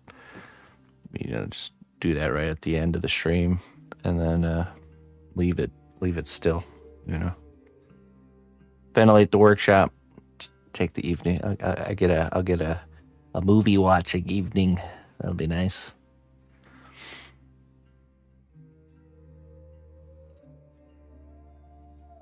Wood laminate. There's going to be a whole diorama. This piece will have its scene. Yeah, it'll have a scenic base, and then there's these little gremlin characters. There's going to be 2 or 3 of these guys swarming around the main guy here. Okay. I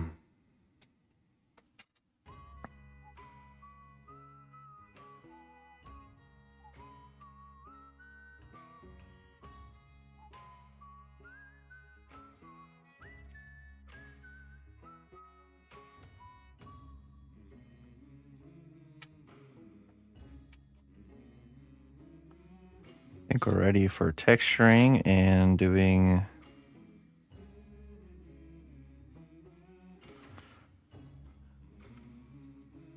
some kind of metal bolts and stuff. Pull up some.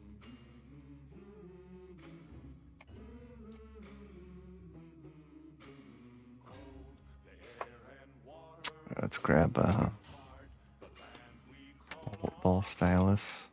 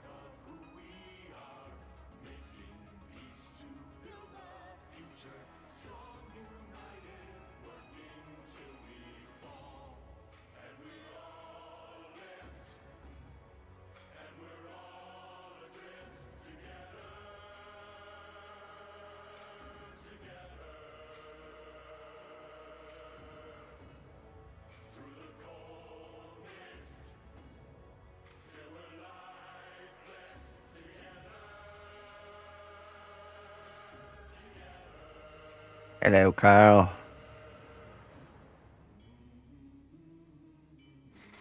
But don't worry, Clayton. I won't demold without you guys. We'll do the demolding tomorrow.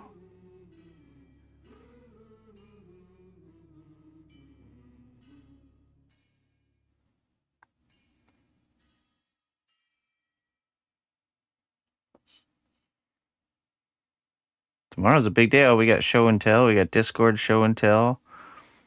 Demolding the resin. And we will be doing troll heads and announcing our special surprise for all the trollhead participants for this year. Big day.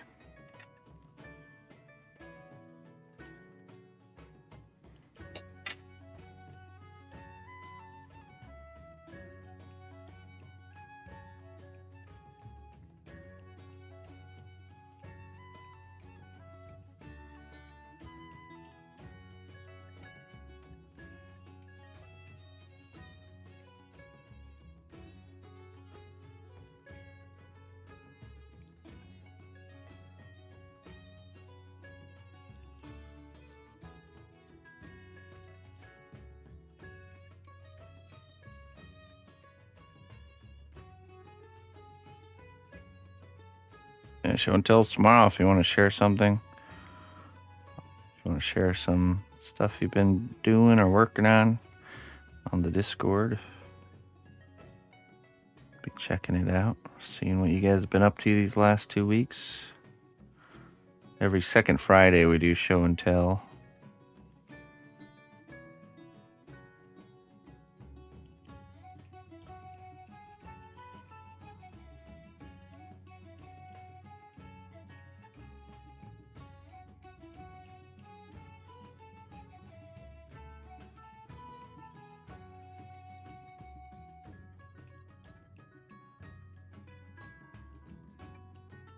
Not at the end, but once the trollhead slots are taken, then they will be announced. So once the shop opens and the trollhead spots are filled, then I will make the announcement.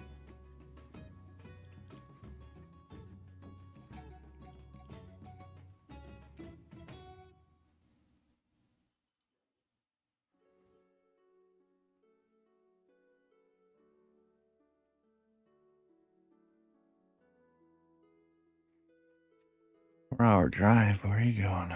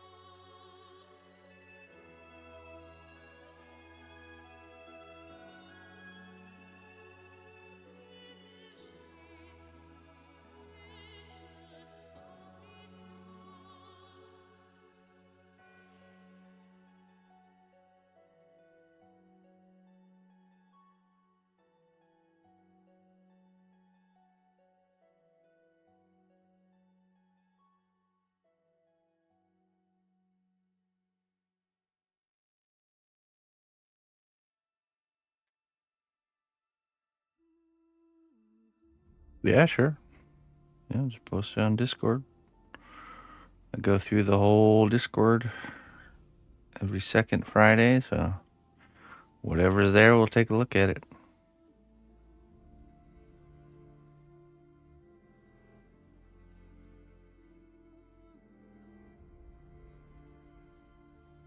How old is Tinley?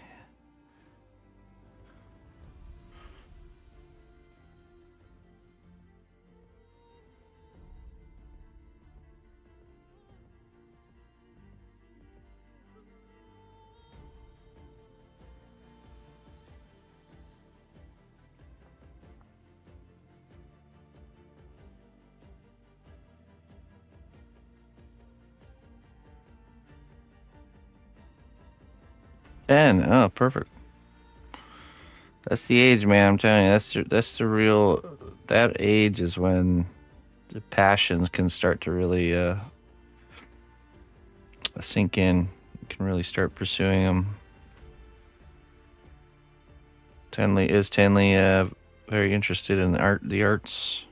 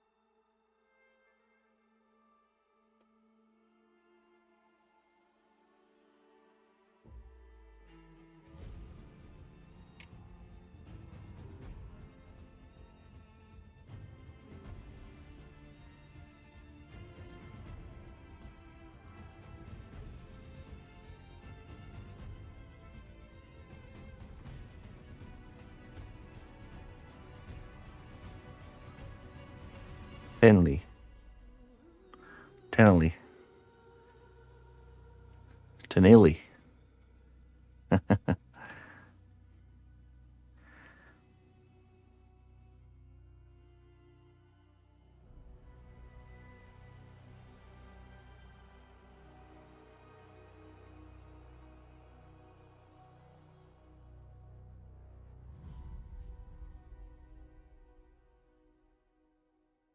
11ly.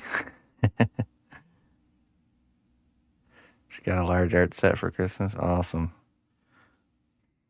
I think, I always am thinking back about like my journey as an artist and my mindset and what really helped me kind of fall in love with the arts and specifically sculpture.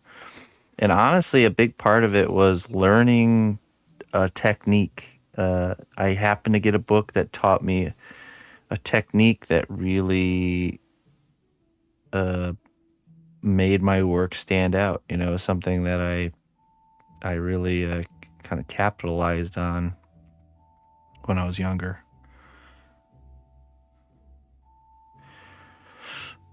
So I think that's a good strategy, is to teach youngsters techniques that are not super difficult but yield good results. Will cause them to want to stick with it longer, because everyone likes being good at something. You know what I mean? That's really what it comes down to.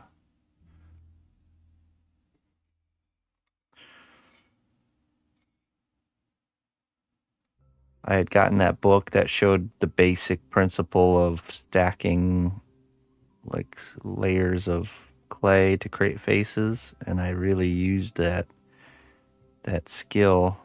I learned it, and then I used it throughout my whole like young art career to just make my work stand out, and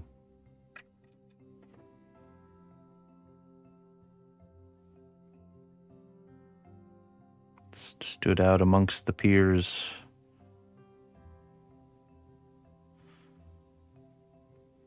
Not because I was You know, like I had something special that they didn't. Well, I did. I had some knowledge. I had just a technique, really, that I had learned in my own free time.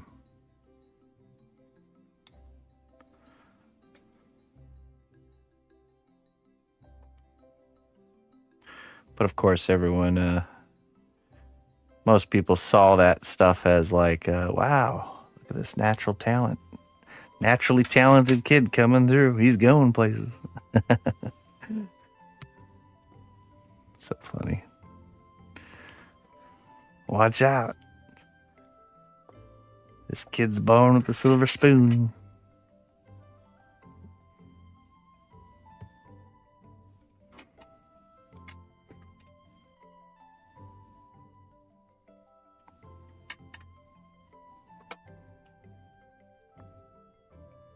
Really, it really was just having that knowledge, though, having the practice and the knowledge.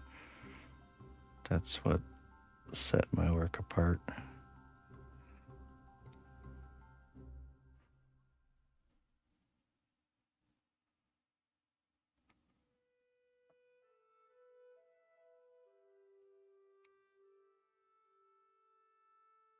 I'm going to try that with Emma. Just show her a lot of techniques that can yield good results that are not difficult to do. Like I showed her, I saw this one really click with her, but she likes making dragons. So I showed her this one where to make like dragon horns, you just take a piece of clay and you give it a little twist like this. You know, that's a technique, you know, to yield a good result that isn't too hard to do, but you have to have the knowledge to do it, you know.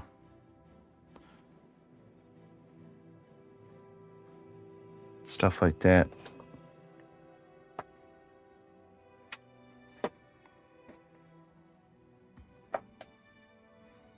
That is the key.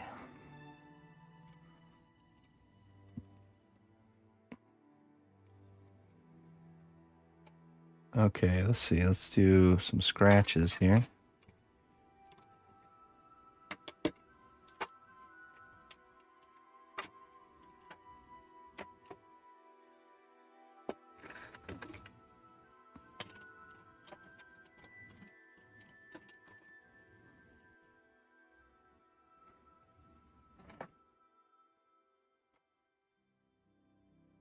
I could also see it being beneficial to like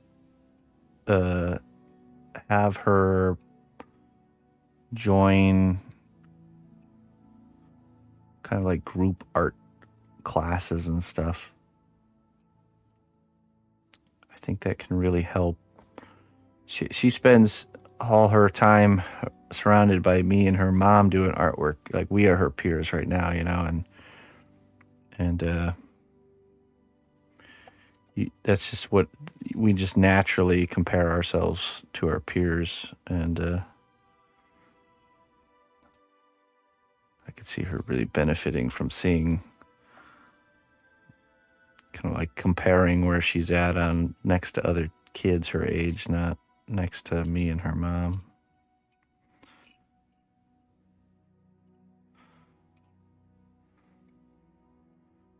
Could be a downfall too.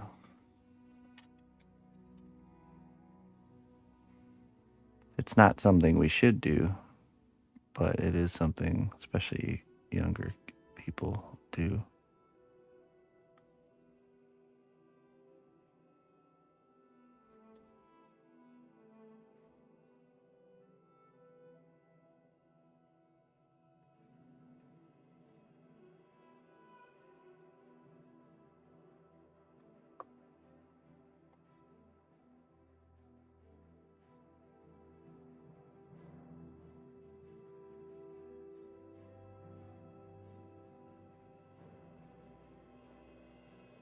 Putting away all the excess here.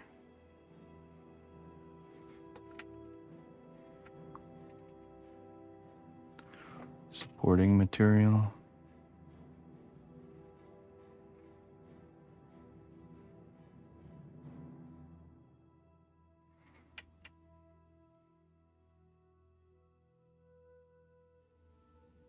Thanks a lot, Luna.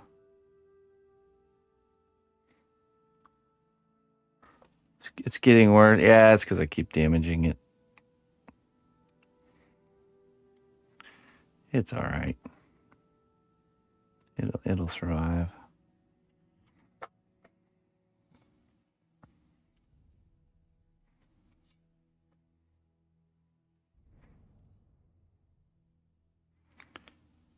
Manhandling that silicone mold didn't help, I'm sure.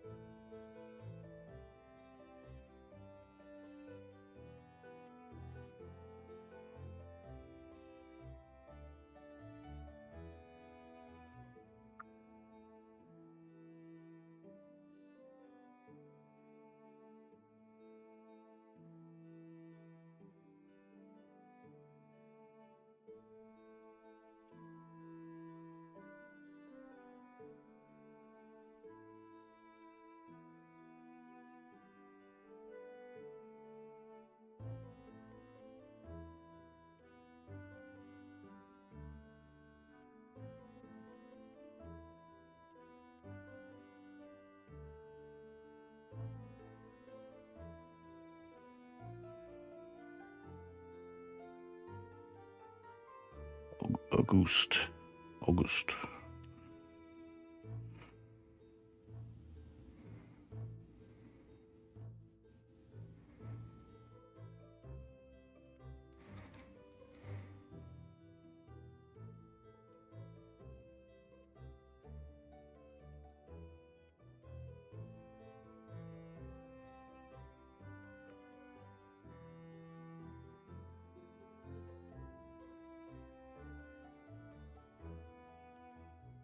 Okay, let's add kind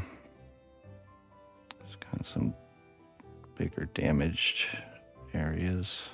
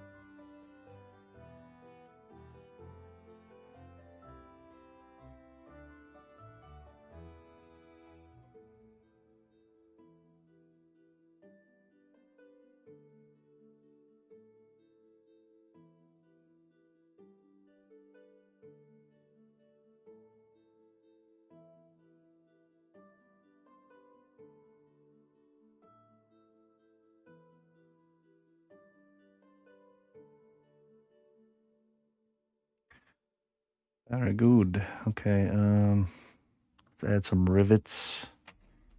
Riveting. And that section will be looking pretty good.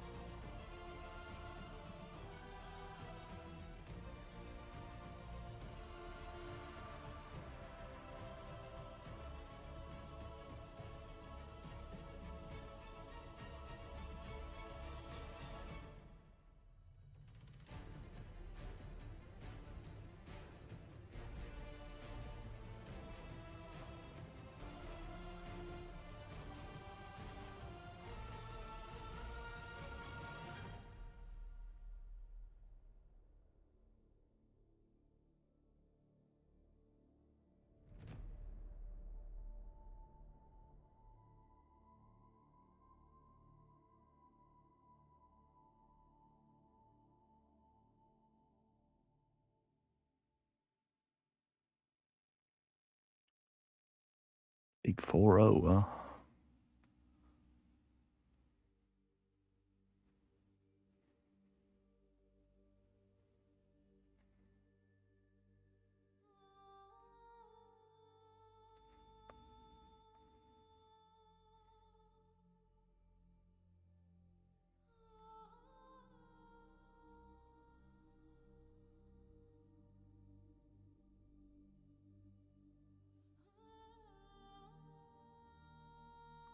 Yeah, creative corner. Perfect.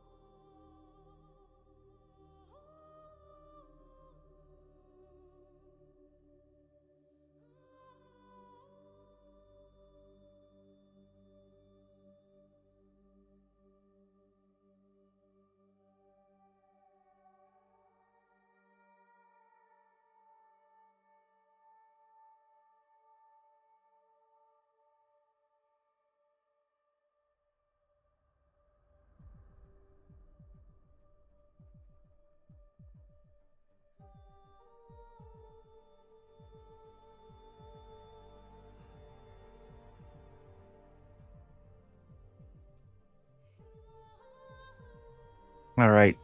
Very good. Belt armor done. Get that in the oven and oh, actually, no, oh, not quite yet. No, I took I split my workday up into two kind of sessions there.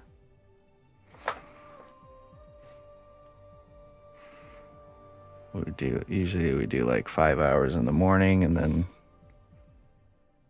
3 hours in the evening.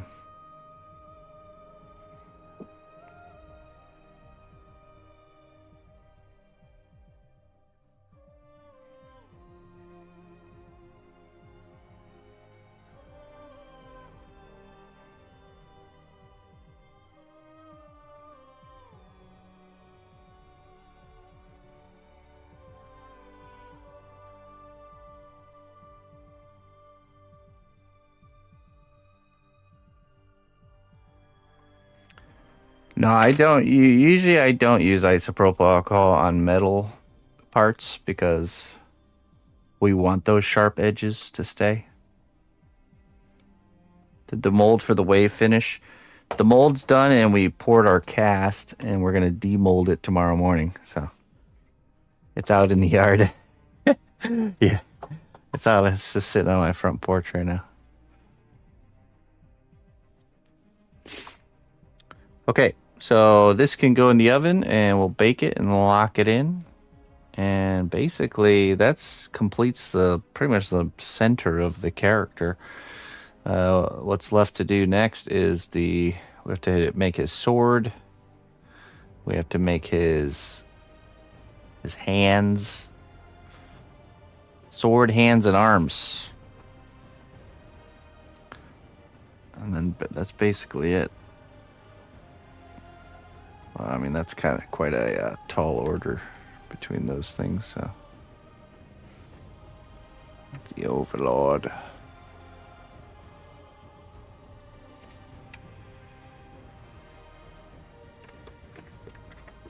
Very good. Okay. So we got the belt done today. We added the head here on this guy. We can create his body armature next. Maybe even start the next one. He lights up, yeah. So his eyes will light up. And here in his gauntlet, actually I forgot. I think the chest piece actually comes off. This will actually remove, giving us access to the center of the chest here. And then there's a conduit that goes from here to here. So we can run a fiber optic cable. Yeah.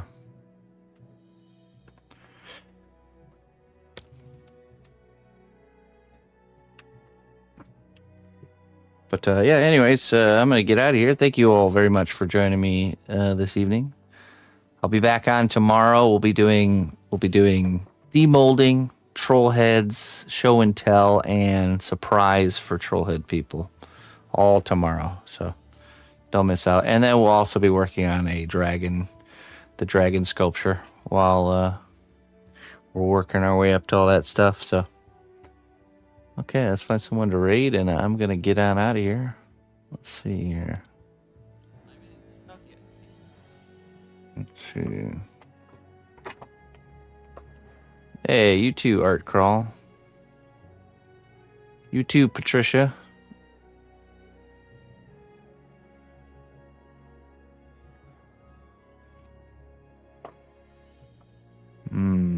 Let's see here.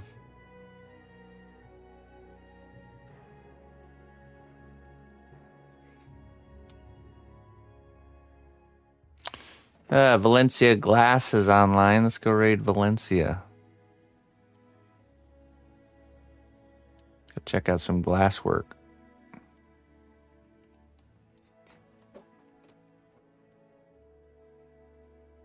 Good night. Doovum.